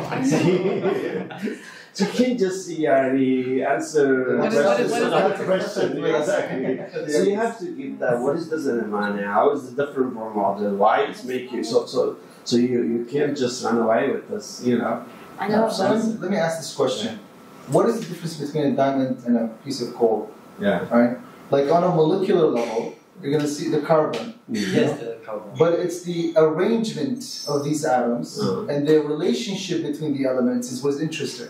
So for us, sure, we can say that angels are moral. Sure, we can say that animals think. Well, not really. I don't know, like, you know, jinn think and so on. You got all the, but the interesting thing about us as human beings is we are this hybrid creature. We have all these elements combined, and that makes us very different. See, that's one of the key words. That's one of the key words. What was he said? We are hybrid creature. What does hybrid creature mean? What does hybrid creature mean? We are the mix of all the types that you know. We have a part that looks like animal. We have a part that looks like angels. We have part look like evil. We have part look like a gene. So in a way, we are truly here hybrids in terms of really mix of all those things. So in that case, you know, that's really what I will think that I will give as an answer to the alien. I will say, do you know all this evil, angels, animal things? Think are creatures, mix of all of them. That's what I will say. Mix of all of them has the potential of all of them, but in one single body. It could be the best of the best, better than angels. Worse than. It could be worse of the worst, worse than perhaps the shaitan, the evil. Like things Netanyahu, he thinks like if you compete with shaitan, that he's going to lose it. If you think in that way, you know, in a way that how many people did shaitan kill really? I mean, because shaitan, what the Quran says, is just whispering, and even recognize, you know, they just got this evil guy, you know, he thinks he has the power, and he thinks he can destroy the whole world, actually. Anything, no one can stop him, you know. So you can see that human, when given the power, and if the power is unchecked, no animals can compete with human in form of destruction. No animals can do that. So in that case, it's really, when you look at the evil side of human, it's unbelievable in terms of how evil we could be. Like, one of the hobby I had in the US, actually, when I moved even to Saudi, I miss a lot, was visiting prisons. Oh. I was volunteer for prison. I would visit several prisons, and I made a lot of friends there, actually. Even they tried to find me when I moved to Saudi. And I remember the first time I went there, we went through the training. You know, they told us, like, and I had the impression that I'm going among those, like, bad guys. And they give impression, like, you have to be careful if something wrong happened. Here is that they give us, you know, a device, ask for, you know, help, you know. And I was really very cautious, obviously, the first time. And I was thinking as if there are two types of people, good people, bad people, and a lot of bad people they put in the jails, okay? But over time, as I meet them and discuss with them, I even once I was really curious about those who are on death row. They're waiting for their execution. And one day I went to one prison, I think it was in Gainesville, Florida, and I spent the whole day with those people that were waiting for the execution and meeting them. And obviously, I couldn't meet them, you know, directly. They had to be barred between us because they were like thinking that those guys can harm you. But one thing I learned in my, you know, experience with them, there's absolutely, it's wrong to categorize people as good and bad people. So every human is potentially good and potentially bad.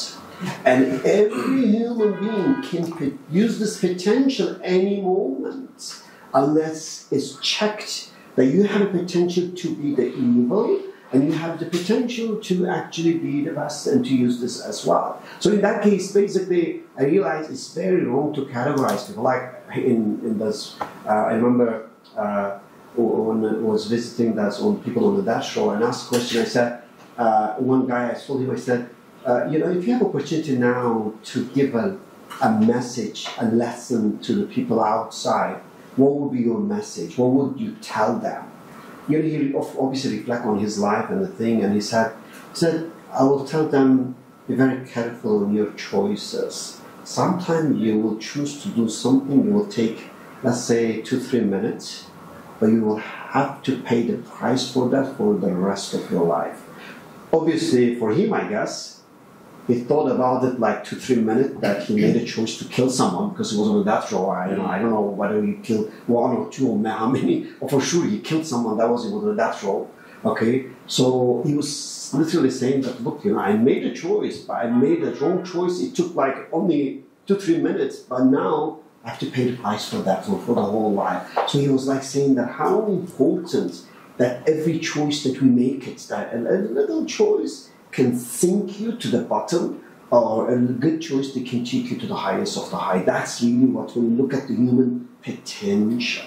So that's why I would say, like, when I look at it, say, if I give an answer to an alien, I will say the human is such creatures. Like, particularly, that's why I said this, alien knows everything, but human. It's the hint. Actually. So yeah, that's the hint that is see whether you can give the definition. And I think that's will be kind of helpful to the aliens to make sense of that book. Sorry, Rachel, I don't know what was your answer. We didn't hear you. So feel free to share still. I mean, this is my answer. I may be wrong. I'm just not saying it's the right answer. This is my answer. My answer was somewhat similar to what you were saying, because I was thinking about the human as the conjunction of opposites, the barzakh, like bringing together these oppositions, like body and earth, heaven and earth, and good and bad, and because I'm thinking about it in terms of ethics. But yeah, I mean, just being the barzakh between oppositions. Yeah, barzakh is being in between, actually. The liminal space. Between, yeah. But what about the jinn? Isthmus. I mean, it seems to me the jinn are the same thing. I think the jinn is similar with the exception of not having bodily existence as we have. Yeah, physical body existence. They don't have shahwat? I don't know. I think they have that. But again, if you study phenomenology, you'll see that the bodily experience is another type of experience. And the bodily experience, particularly, the discussion that some Muslim scholar had, like that whether we're going to be resurrected bodily or spiritually. And Muslim scholar overwhelmingly, state and conclude based on their understanding of Quran and Hadith that the resurrection is going to be bodily resurrection. So the reason that we're going to have a bodily resurrection, because what makes human to be human is to have this soul with those traits, but within a body. So in that case, the bodily one is bodily experience is very, very important. And in this case, that's one will separate us from angels as well in this regard, because angels, they don't have, let's say, they don't have the let's say, desire for the bad things, but they cannot enjoy bodily things as well. They cannot eat apple and have the taste of apple. So therefore, their understanding of Razak and our understanding of Razak will be very different. So we're embodied, rational, free, and spiritual, and evil, potentially. And also, an animal as well, in a way, because we have certain. Therefore, it's like it's really, look at the Quran term, like there are words for bashar, there's word for insan. So when you look at like in a bashar level, you could say there are some things, the animal side, and that is the insan level is some things different, is not referring to your animal side. The different phrases that use in Arabic for that one to distinguish the differences. Yes, you can say something? And isn't that related to also being a mirror towards the Ismail Husna? It's like being a reflected point in the ground more than the jinns and angels as a creatures who have the bodily physical expressions. So we are more like comparing to one drop of water, and it's like a big mirror. Both of them are reflecting the light of the sun, but of course obviously the mirror is reflecting more light of the sun. So I understand that much more about we have more capacity, even though we have the free will and good and bad things just like jinns. But we have physical experiences more than them, so it makes us more valuable in reflecting the names of Allah, Ismail Husna, if we can have a true guidance in our lives. Yeah, I agree. I think it's that particularly when it comes to angels, I would say there are two different that distinguish us that will result in just the differences. One is ana. That amana, David was mentioning, is actually, Nursi will say that amana is ana. Mm-hmm. So ana means like, angels cannot actually claim the ownership. They can't claim ownership because they know who is the owner directly. They don't have this feeling to say it's mine. But we, at a very early age, we start to have this feeling. The baby, very first thing they start to say is mine, mine. And they actually, claim the possession, don't want to even share. It's very strong at the beginning. This, when you see the emergence of the self, so you see that the baby will start to claim it's mine, So in that case, that's mine, or I have it, that possessive feeling that comes from the consciousness, from the self, that is very unique. And Nursi will argue that's can make it or break it. That can take you to the highest of the high, in which that angel cannot even compete with you, or that can take you to the lowest of the low, in which even Shaitan will perhaps stay behind and say, no, I can't do what you're doing that. The thing is that because that basically, since we experience everything through the self, and now that helps us to really understand to the level that no one and nothing can have such level of understanding. Because once I have this experiential, intuitive knowledge of building a house, I can absolutely understand Allah as the builder of the universe. To the level I know what does it mean. So as I have experience of caring for my kids, I can have absolutely understanding of the compassion of God, that in a way He cares of His creation. But as I enjoy the food and get the pleasure, I can absolutely understand Him as a Razzaq, as a Kareem. So, but the danger here, whatever manifested through me, if I start to feel as if it's from me, it's mine, I have that becomes shirk. And then when you start to become like a pharaoh, and when you, rather than praising God, like think it this way, it is very, very weird. Like imagine that, someone wants to do the favor and to all of you, and let's say, give me some money and say, take them all to the best restaurant in Istanbul. Okay? And tell me meanwhile that since you're going to take them there, I'm going to pay you like very high fee for the services. Like, let's say, $10,000, I get it. And then I get, let's say, $10,000 to get you to the best restaurants in Istanbul. Now, imagine I take you to the restaurant, I get my money in my pocket, and I'm eating with you as well. But then I actually claim that I am serving you, I am giving you this food.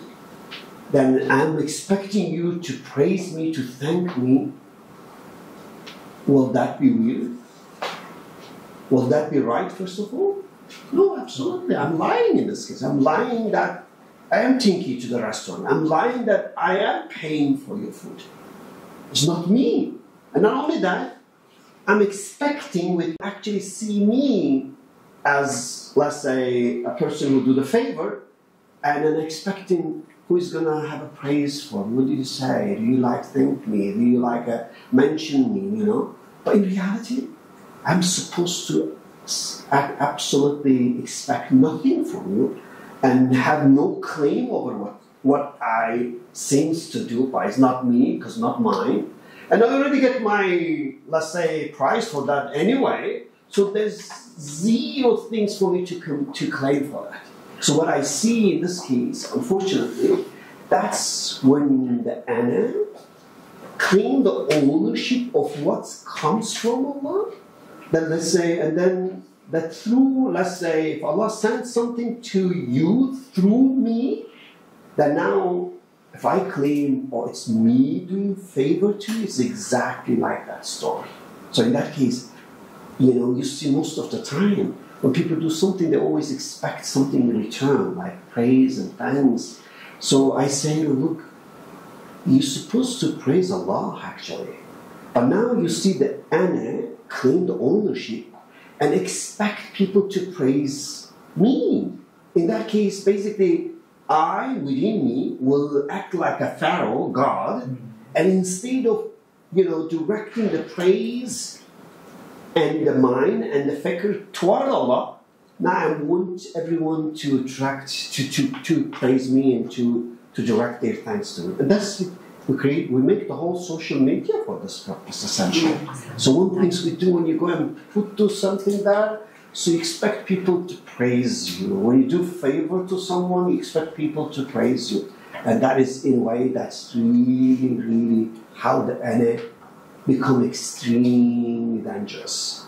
Because now you wrongly assume the ownership of what Allah is sending, and you're going out and bragging about that, and you're going out and expecting and expecting for people to praise you, paying attention to you, rather than praising Allah and paying attention to the real source of that blessing.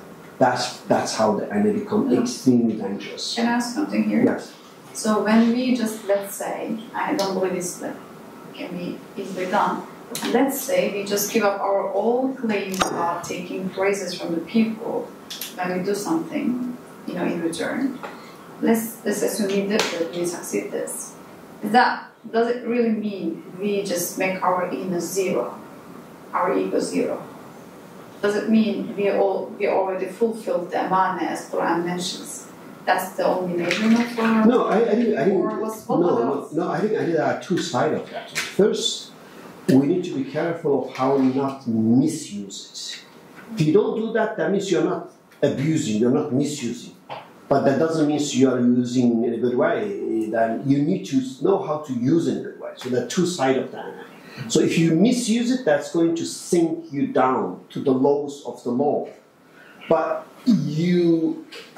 not misusing is not going to get you to the highest of the high. Perhaps you're going to be in between. So in that case, you need to know how to use an vessel. The way we're supposed to use everything that happened through us as a means to get closer to Allah, as a means to get to know Allah. So in a way, let's say we went to, you were with us, right? We went to Yalova, right? Mm-hmm. So let's say, how many people were there? We went there, 60, but there were people there as well, 70, 80 people, right? So let's say, I wasn't the one, I can talk about it, I wasn't the one who did that food anyway. So it was there was someone who did it. It was Allah, obviously, but there was someone who wants to be the means. But let's say, so let's say it was me, okay? So if I prepare food and give to 70 people, now I can go and brag about it and expect people to be thankful. That's the wrong way. But now, what is the right way? The right way is this. As I go through this experience, I will understand what it takes to prepare food for 70 people for one meal only. I will say, I have to know what they like. I have to have the means to get the material. I have to prepare them. I have to, know how to, distribute them. So it is not an easy job at all. But now, I'm supposed to use this experiential knowledge to say, look, who is feeding all other human beings? Who is feeding ants? There are billions of ants. Who is feeding fish? Who is feeding birds? Who is feeding billions other living beings? Oh my God. If I'm in charge, only for 70 people, for one time, it takes that much effort and that much, knowledge and power and resources. How about if I'm in charge of providing the food to all living beings for one day, for 1 month, for 1 year, for the whole time? Who is the sustainer? Who is the provider? How kind he is, how compassionate he is, how powerful he is. See, I use my experiential knowledge and absolutely conclude that there must be someone with the certain attribute taking care of all those things. See, and that's, this ana, the amana, will become absolutely amazing key for me to understand the reality and to get closer to him. So that's how you can use it in a positive way. So in the West, the concept of self-esteem is big. You know, like the notion that you have a strong confidence and happy with yourself and so on. And we're discussing this as brothers together. It's like, okay, is there some level of hiya if you feel like you are stronger in something than other people and so on? So I think one of the issues here, and I personally had to struggle with this. I was like, do I navigate the world saying, I'm equal, everyone, everything, and do I actually not recognize the strengths that Allah subhanahu wa ta'ala gave me as a human being? And so that got me to think about specific archetypes, let's say, or stories in the Quran. People like Al-Qarnayn, people like Sulaiman alayhi salam, or Dawud alayhi salam. They had wealth, they had power and so on, and they recognized it. That's the interesting thing. So Prophet Sulaiman, peace be upon him, recognized that he had that different thing that Allah subhanahu wa ta'ala gave him. But what was the different strategy or the thing that differentiates them from people who show off and they recognize that they have something that Allah subhanahu wa ta'ala gave them, whatever it is, Allah subhanahu wa ta'ala gave everyone something, is that they, as you put it, they attributed the credit to Allah subhanahu wa ta'ala, and it became a pathway to get close to Allah subhanahu wa ta'ala. For Dhul Qarnayn, for example, he was like maybe the archetype for tawakkul.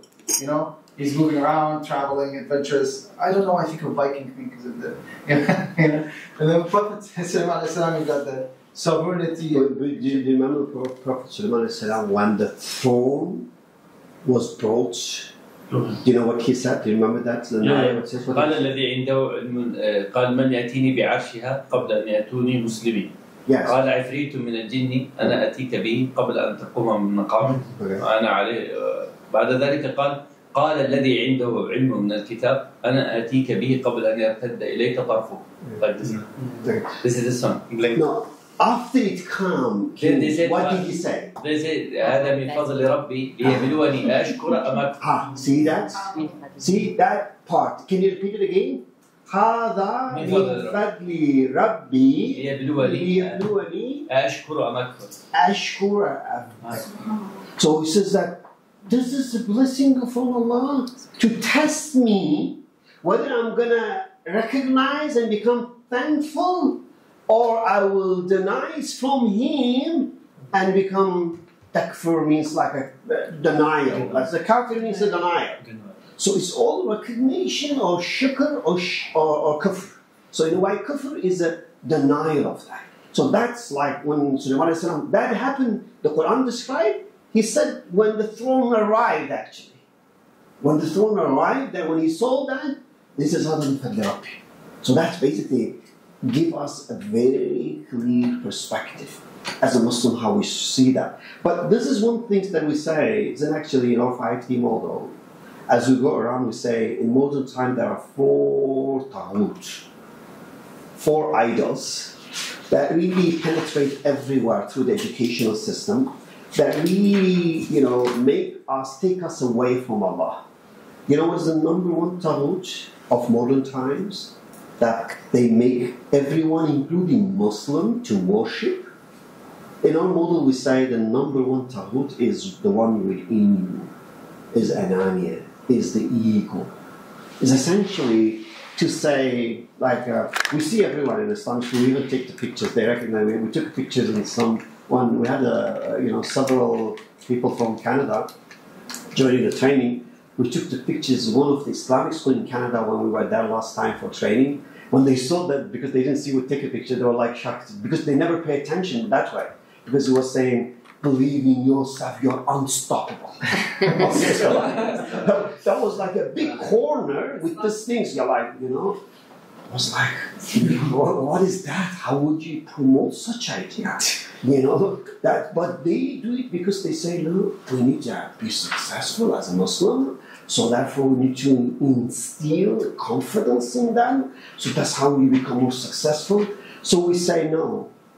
That is very secular. Yeah. That is very wrong. But how would you correct that?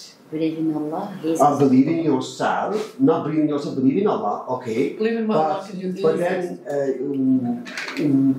is it okay believe in Allah have a self-confidence? Have confidence in Allah. Oh, yes. But we say believe in Allah have a God confidence, not self-confidence. God confidence. And what is the word for God confidence?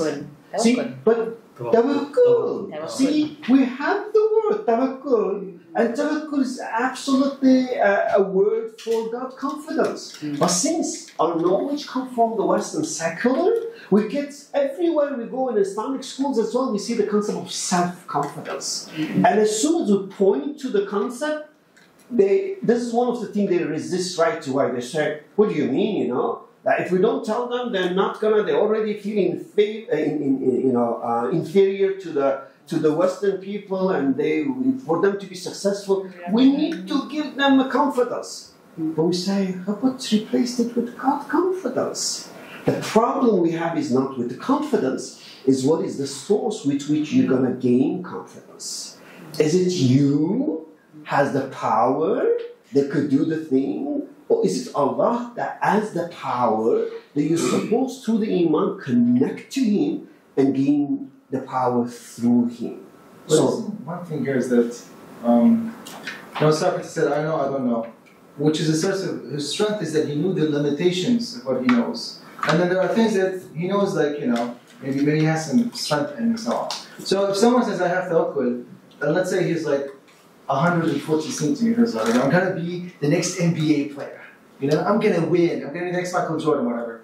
That's delusional. And so in that sense, what I'm saying, that's why I want to push against all of, the notion of course, we all have tawakkul and all that. But I think there is value to understanding who you are as a person and what Allah subhanahu wa ta'ala gave you. And of course, attributing credit to Allah subhanahu wa ta'ala. And I say this because, if someone keeps on denying this, they may not actually excel in that specific potential. Whatever it is, maybe you're good at baking cookies, and that is a particular power that you have. If you deny this, and you say, I'm going to have tawakkul, I'm going to become the next NBA player, isn't there a problem there? I don't know, what do you think? And so that's the question for me for self-confidence as well. Part of it is actually understanding what skills you have strength in, and the problem is not understanding these, that you have that advantage there. The problem is, where do you attribute the credit? Can I say something? Yes. I go back to the hadith, the ayat I mentioned yesterday about Laystu bi Rabbikum, and I think it's very relevant because when Allah has made us testify who is our Lord, we testify who is our ownership. So He's the owner of everything. So whether you have the potential or not, at the end of the day, you don't own it because He owns everything, and we have testified of that. So if you're good at cookies and you're making good cookies, it's because He made you that way, but you still don't own it. I mean, that's how I understand it. What about the question here? Can he claim that He gave me the power of making cookie, so therefore I have a limited power, but it is power given to me, with which I do make a cookie? Can you say that? There is nothing wrong in that. Really? Is there? I feel like getting cookies now. I think it's fine to say God gave me the gift of this particular thing, and I have the responsibility, so long as Allah continues to give me that gift, to use it for the sake of God. And I think when you think in that way, I'm capable of anything if Allah decides to do it through me. So this is kind of the way I think about it. And it actually kind of makes you fearless because there's no limit to what can happen through you. Unstoppable. Unstoppable. There's no limit with what can happen through you, through God, because it's not about what I can do. I maybe send an email or whatever, and then suddenly a few months later, what happened through you? That is, you put it. You need to understand what you mean.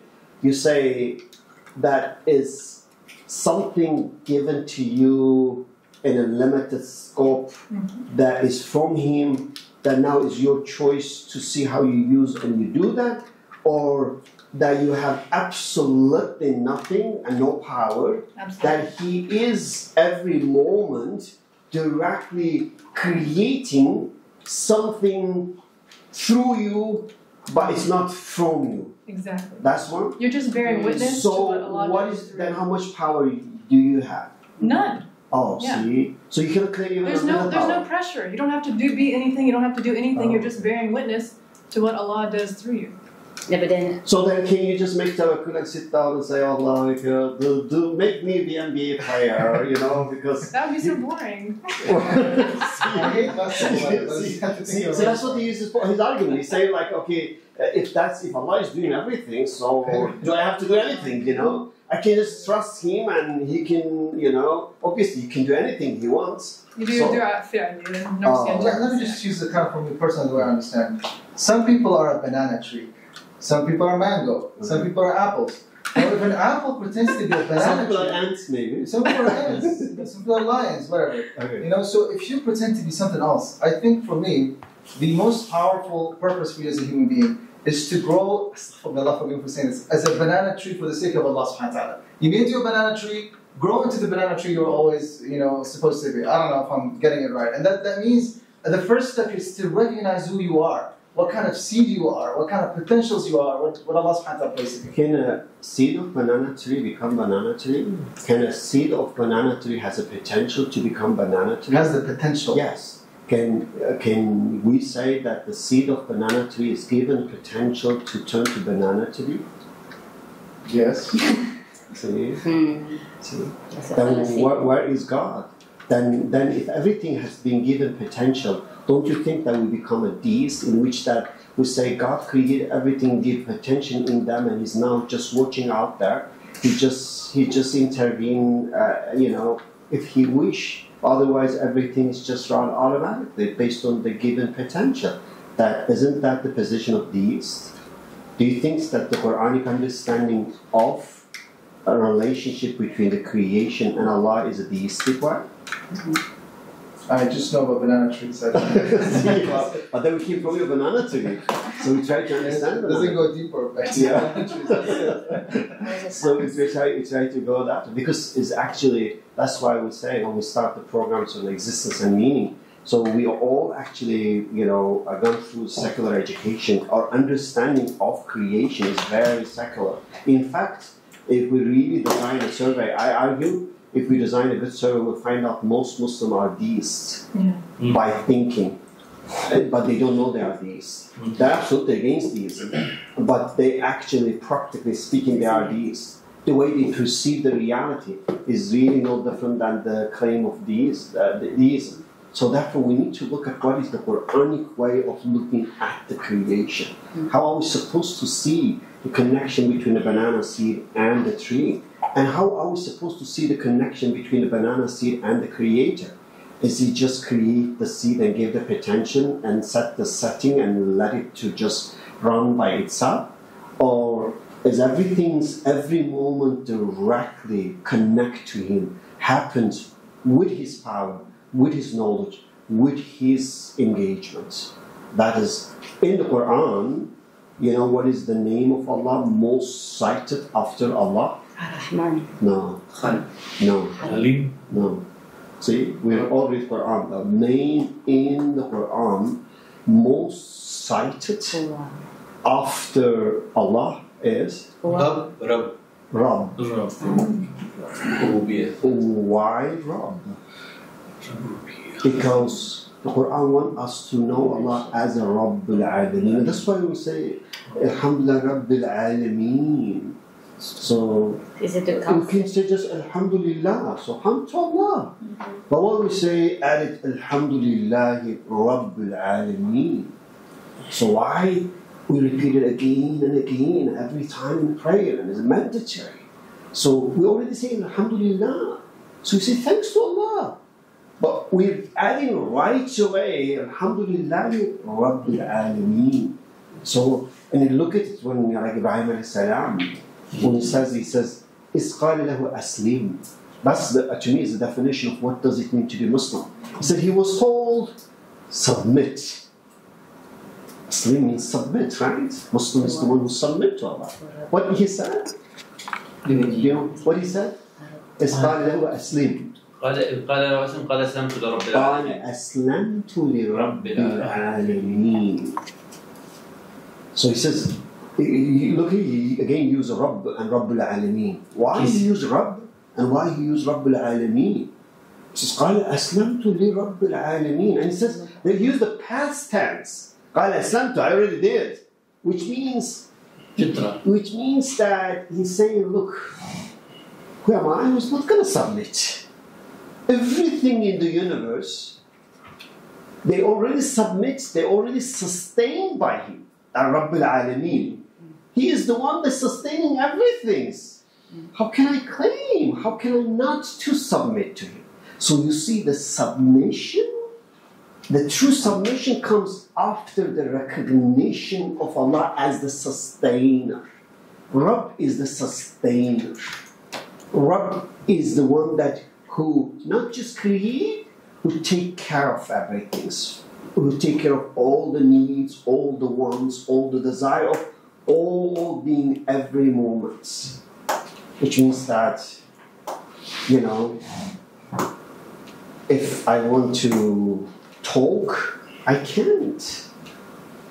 Is Allah is going to make me talk. If I want to walk, I can't. He is going to make me walk. If I want to drink, I can't.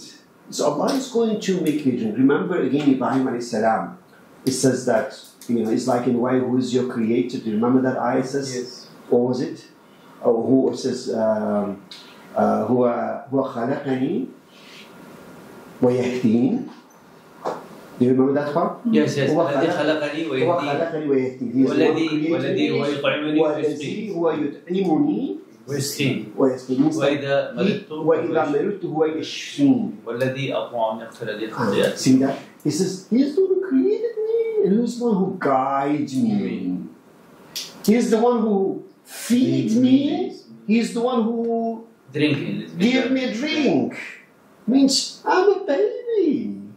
Cannot feed myself. Who is your creator? My creator is the one take care of me. But he used the present tense. Pay attention, because it's not the past tense, right? Yes. It is a present tense. It's something continuous. Every time I need food, he's the one feeding me, because feeding is extremely complicated process. I have no way to feed. You know, feeding in real sense means to feed 70 trillion hungry cells in your body, because that's what we do in feeding. Every cells need the food, and there are 70 trillion living cells in our body on average. And they have a different dietary restriction. You know, how are we going to really give them some, like you give let's say some will ask for calcium for the bones, some will ask for, you know, vitamin, so they're asking for different things. We have no way to know. We have no way to separate this in the food that we eat and send it to the right place. A guy who did it, like I think 2 decades ago, who discovered how the food is being packaged in the stomach and a zip code is attached to it and then go to the right place, he got Nobel Prize. I say, you dumb guys. You give a Nobel Prize to the one who discovered that, and you deny the one who created that. And you deny the one who actually used this process to feed you. That is truly unbelievable.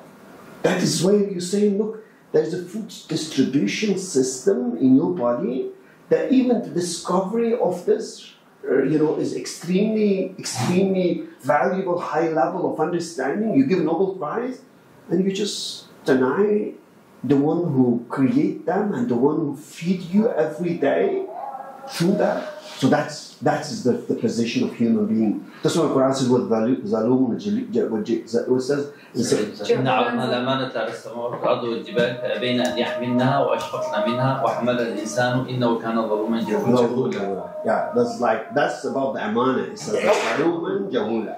Both like this is very absolute ignorance. You must be dumb to recognize the one who discovered that and not recognize the one who created that. And particularly if there's something necessary for your own life every moment. Because if it's broken, this chain, you're dead. That's how you feed yourself. Sure.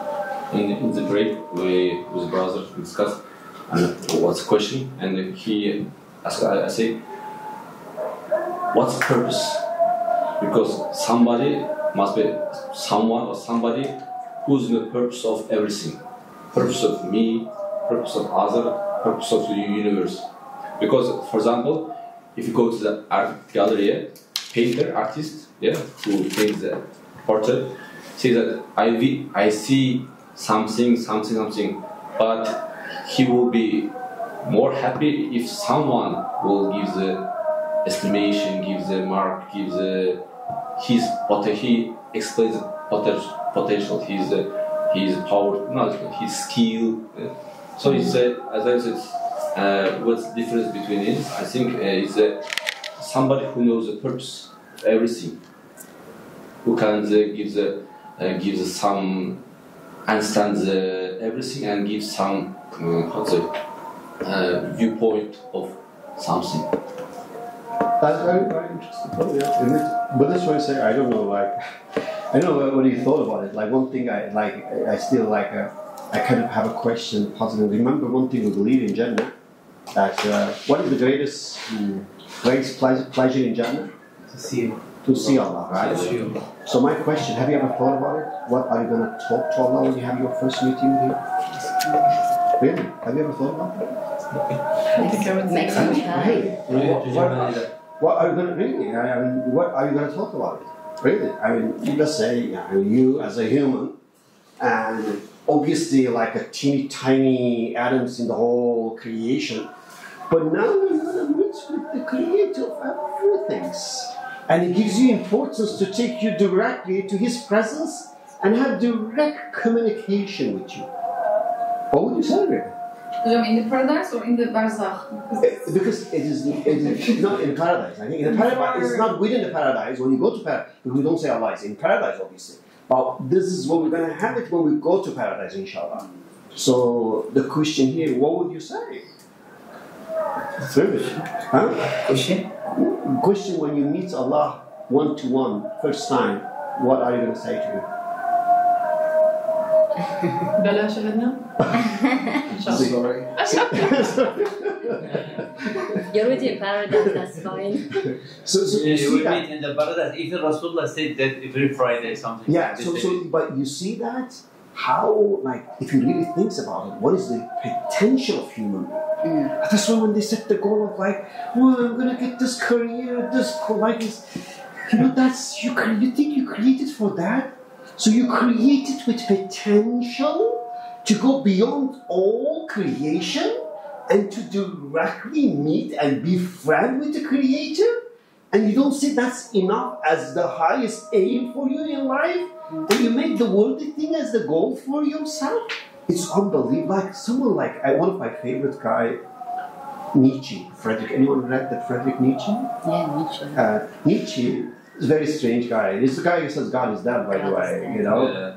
But guess what?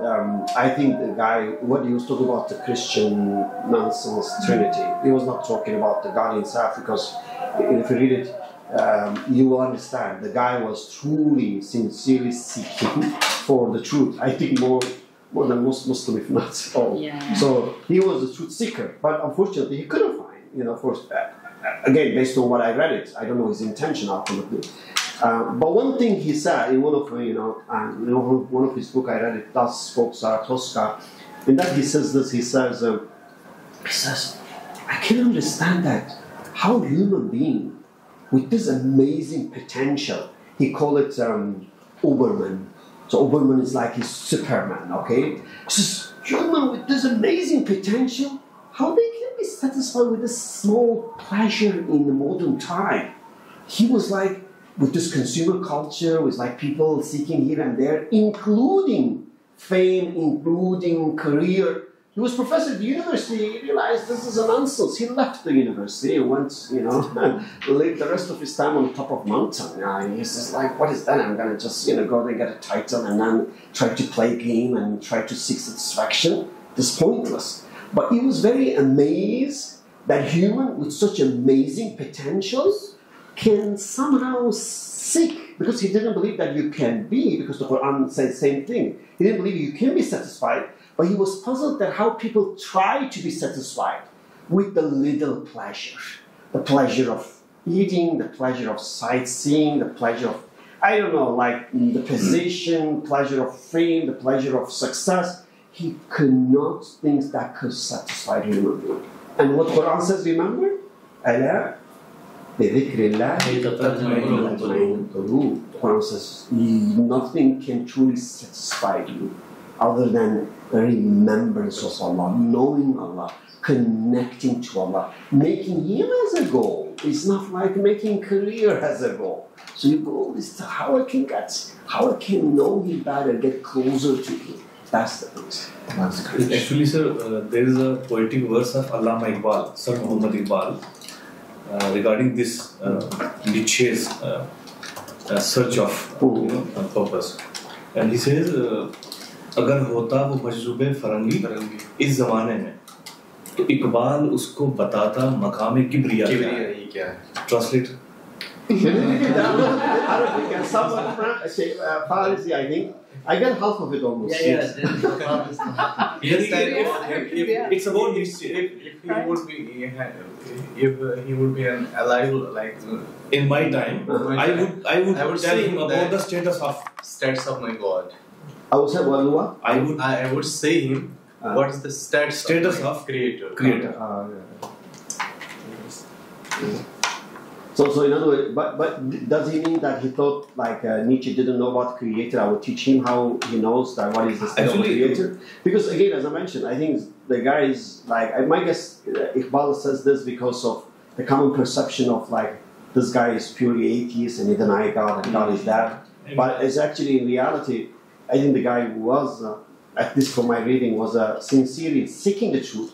But what they presented to him didn't make sense to him, and therefore he was rejecting. Say like, you know, I cannot buy into this idea. That was his point.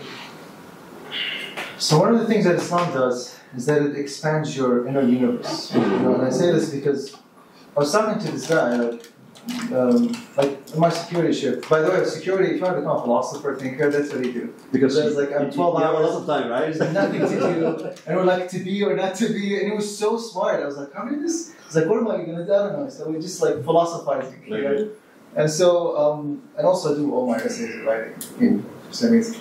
So, and I said to him, can you tell me what's your life purpose? And so he just looked at me and was thinking deeply. He said, I keep getting the money, you know, and then I was like, and then I eventually go to Cuba and retire. And then I was like, and then, I was like, that's it. And then I died. I was like, and he doesn't believe in God. And I'm like, oh, that's it. In my head, I think I'm in heaven and I'm on a dragon and whatever. I'm like, this guy, you know, is. And I honestly I remember the ayah, the Allah subhanahu wa ta'ala says, Ma'ishatan dinka.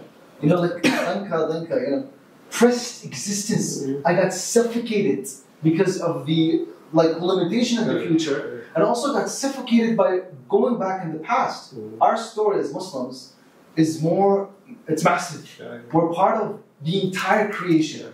We're not just part of like Mississauga, whatever, Streetsville, you know, entire creation. I'm part of like an entire ummah of prophets dealing with so many nations and so on. And so one of the things that, you know, the absence of Islam does to those who contemplate and reflect. Didn't Socrates say the unexamined life is not worth living? Yes. You know, it's all posters, whatever, so I know it. You know, it's an examined life with this framework is depression. You know, like what the non-Muslims have. That's right. Like there's one book says that he says, you know, Socrates says unexamined life is not worth living. The book that says examined life is not worth living either, because he said I examined the life. Is really not worth living. So you kill yourself, essentially. Exactly. That's actually, if you read the Schopenhauer, you will see that the guy is very, very honest on that one, and he's like, and that's why when you read it, you say, why didn't you commit suicide? You know, because like he's very, very descriptive on this, you know, in a way unsatisfactory human fitra through the worldly thing, and in a level like. I examine this and examine this. This is nonsense. This is nonsense. Okay, so what? That you reach the level of like as if everything is nonsense. So, but again, that's like a very, but this way, Iman is actually a true blessing in this regard, but also is a big responsibility and accountability. So I don't think that those who have this level of understanding will be judged equally to those who do not have that. Which means that as soon as you get such blessing, that it comes with responsibility as well. Because now it's like as if, you discover, let's say, medicine that's life-saving, and you're sitting on all the boxes of the medicine, and you're seeing everyone is out there dying, and you're not doing anything. Yes. So, and that, in this case, make you to be very, very accountable. So you can't just say, I remember once we had a discussion with one of an atheist friend in the US. We're discussing that he was telling me, like, how about if I never heard about God and born in a village and I said, in Islam, if you really never heard a true message about the deen, I said, you're not accountable, your situation is different. Yes, right. And really, I remember that we have these things on a Mount Scholar thing, and he told me, he said, that means it's bad luck for me to meet you. Because now, that's what he said. He said, then it's like, now you told me about God, so, and then it's that I'm going to go to the hell because of you, He said, if you never told me that, then it will have been better for me, That's like, you can see how the mind works. I told him, I said, it depends on how you look at it. I said, like, imagine this way. Imagine you're very hungry and you're about to die, and someone tells you that, there is a treasure buried in the back of your house, in your yard, but you have to dig it for 1 hour to get the treasure. Now, would you consider this as a bad luck or a good luck? So just because you don't want to go through the process and dig it and get the treasure, that's your choice. And if you die, it's your own bad choices that bring you the misery. But you are told that there is the whole treasure out there. Dig it, you're going to save you. But now you say, no, I don't want to. Nothing is greater as a blessing than Iman, which means the connection with Allah. But also, it comes with extreme level of accountability. That to level we have to. It's not like, okay, I find Allah, I believe, and we are really much better, and I don't care about those who go to the hell. No, it's actually anyone, because we know the Quran, it says that there's one ayah we use as a motto for 5P. It says in Surah I think it's an Anfal, it says, Inna sharra dawabi inda Allah. It says, the worst type of creation in the eyes of Allah So summun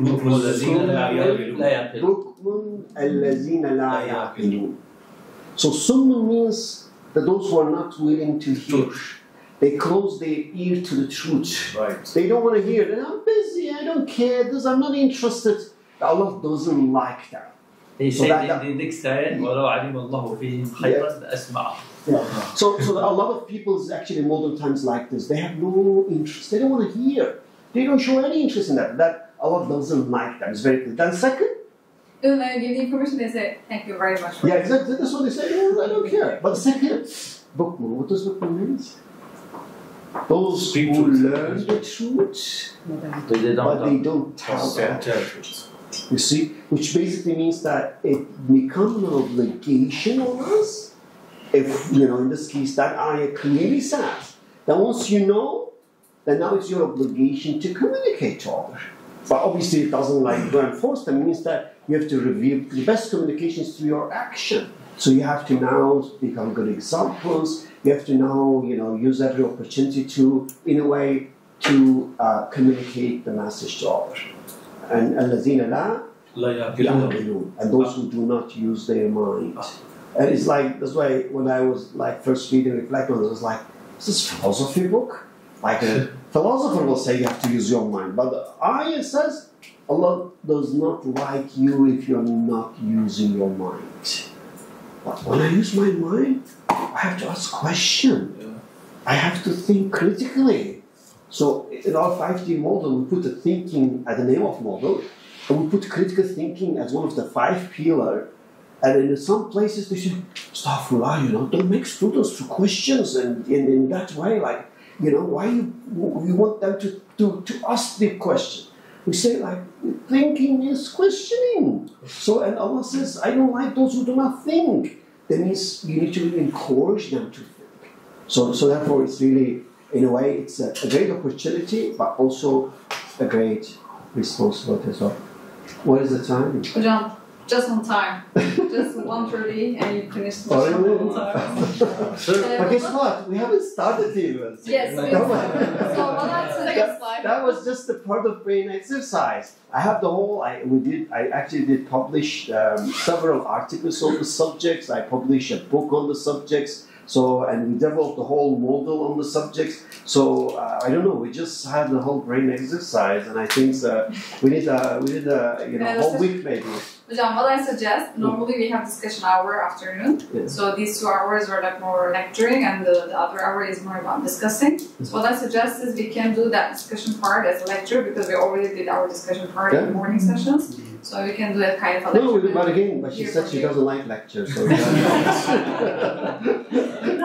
teach it in a human way. Yeah, exactly. We're going to interact. No, we will do interact, but we'll bring some substance from the slides. You can continue your slides. Yeah, to make sure that we at least cover something. Hajam, okay? I have a question before we leave. What is the understanding of Amana by Nursi? What? Amana by Nursi. Is it Anna? Anna. He says one aspect of it. He didn't say all. Okay. He said one aspect of Amana. He put that ayah in a 30th word, and he made a whole tafsir of the ayah. Okay. But when he made tafsir, he says that one aspect of it is this. And actually, to me, you know, when I read the whole Musa, I say, is the most important piece in Nusi's writing in that piece on the Amana. The 30 words. I says is the most important one in that. Like if you say, but it's also the most difficult one to read. Okay, I say if you're gonna read only one thing in Nusi, that should be the part you can read it. But I will say it's also one of the, if not one of the most difficult part to really understand it. Okay. But to me, it's if I have to make the list to say which one is the most important in the entire Nusi writing, I would put that one at first. Okay. But read carefully, and I think it give you a lot of enlightening, inshallah. And last, I just want to add something. You mentioned about that verse about Amana. He mentions and he makes sort of that just one single ayah, the first whole 30 words about that. But I think it's also the tafsir of another ayah, for me at least, to understand it better. And it's a whole life point is about this ayah. The verses, meanings, like, don't you see the ones who are taking their anas, their hawas, not anas, sorry, their hawas as their guts. So hawa is one of the pillars, put in the anas. So I think whole life point is about taking my creator as my Lord, or my hawa, as Quran mentions, as my Lord. And in all choices that I'm making, and all as you said, ownership claimings that I'm doing is about, going to my hawa, going to my side, going to my ego, or going to No, I think very good point. First of all, Nusi's way is never one ayah, because the Quran is very holistic. So Nusi will put one ayah, but who actually benefit from many ayah as he make tafsir. Because normally you're supposed to understand ayah in connection with other ayah. Quran is very holistic. You cannot understand one ayah alone. So therefore, Nusi's tafsir, we say one ayah, you put it there, that means that is the most significant one to the topic. But it's absolutely within his tafsir, you'll find many ayah, not only 2, 3, many ayah. And that ayah he mentioned, by the way, as well, in that piece, the one you referred to. Yeah, in that piece he mentioned that as well. But the point that she makes, that I think is one of very good points. Well, one way I look at it, I say, the purpose in life for us, rather, you have two choices. Either we go and become like a pharaoh and try to really declare that we are God, or we actually understand who is God and submit to Him.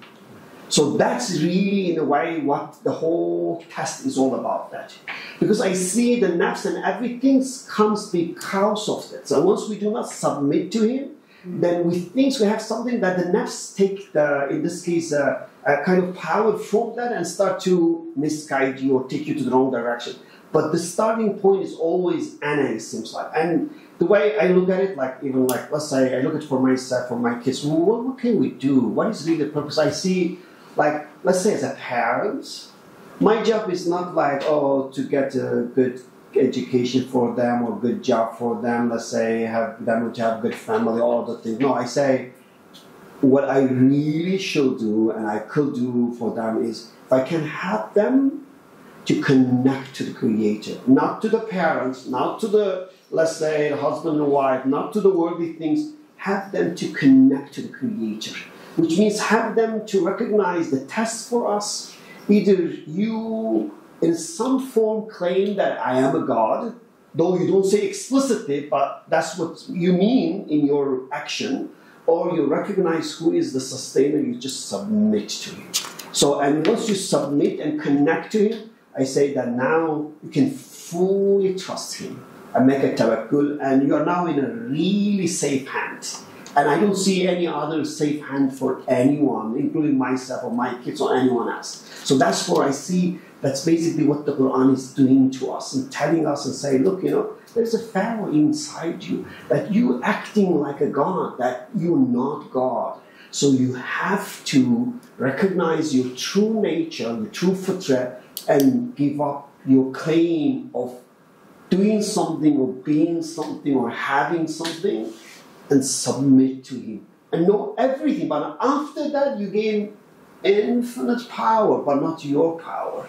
It's His power coming through you, and no one can stop you at that time, actually, because that's not from you. No one can stop you, and that's exactly what the Prophet and the companion did, and how they had the confidence, and how they had all these victories. That was their thing. So that's, I think, that should be the way called for us as well. That's why I like Rabbubiyat and Abdiyat. Yes, that's why I say, you know, I like it like Uwais al-Qarani. You remember, he has a whole story about him that he visited the Prophet, but he couldn't see him. And most scholars discuss, was he companion or Sahabi or not? Because he didn't see. I don't look at that part. I look at his dua. He has one supplication. I'm always amazed. How come this guy, at a very early age, who never saw the Prophet, peace be upon him, but who got a perfect understanding of what does it mean to become believer, and there is his supplication, it goes like this. You might know it from Sufi things, right? It says, Ilahi anta Rabbi wa ana al-abd. وأنت الخالق وأنا المخلوق وأنت الرزاق وأنا المرزوق وأنت المليك وأنا المملوك. So if you look at it, that how he described who am I and who is my sustainer, it's really, this was, I mean, I have kind of discovered him in the last 2-3 years. I think that's one of the dua. I have been listening again and again and again and saying, look, you know, how did he get such understanding? How did he develop such connection with Allah? What was the level of teaching in terms of what did he learn about Islam at that time, you know?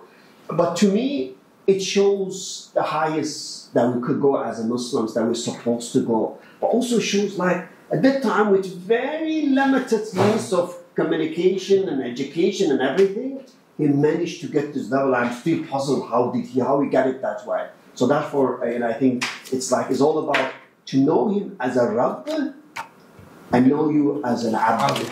Yes, that's because that's the secret of Islam, right? Exactly. That's it. Okay, let's go and see how the Rabb have food for you.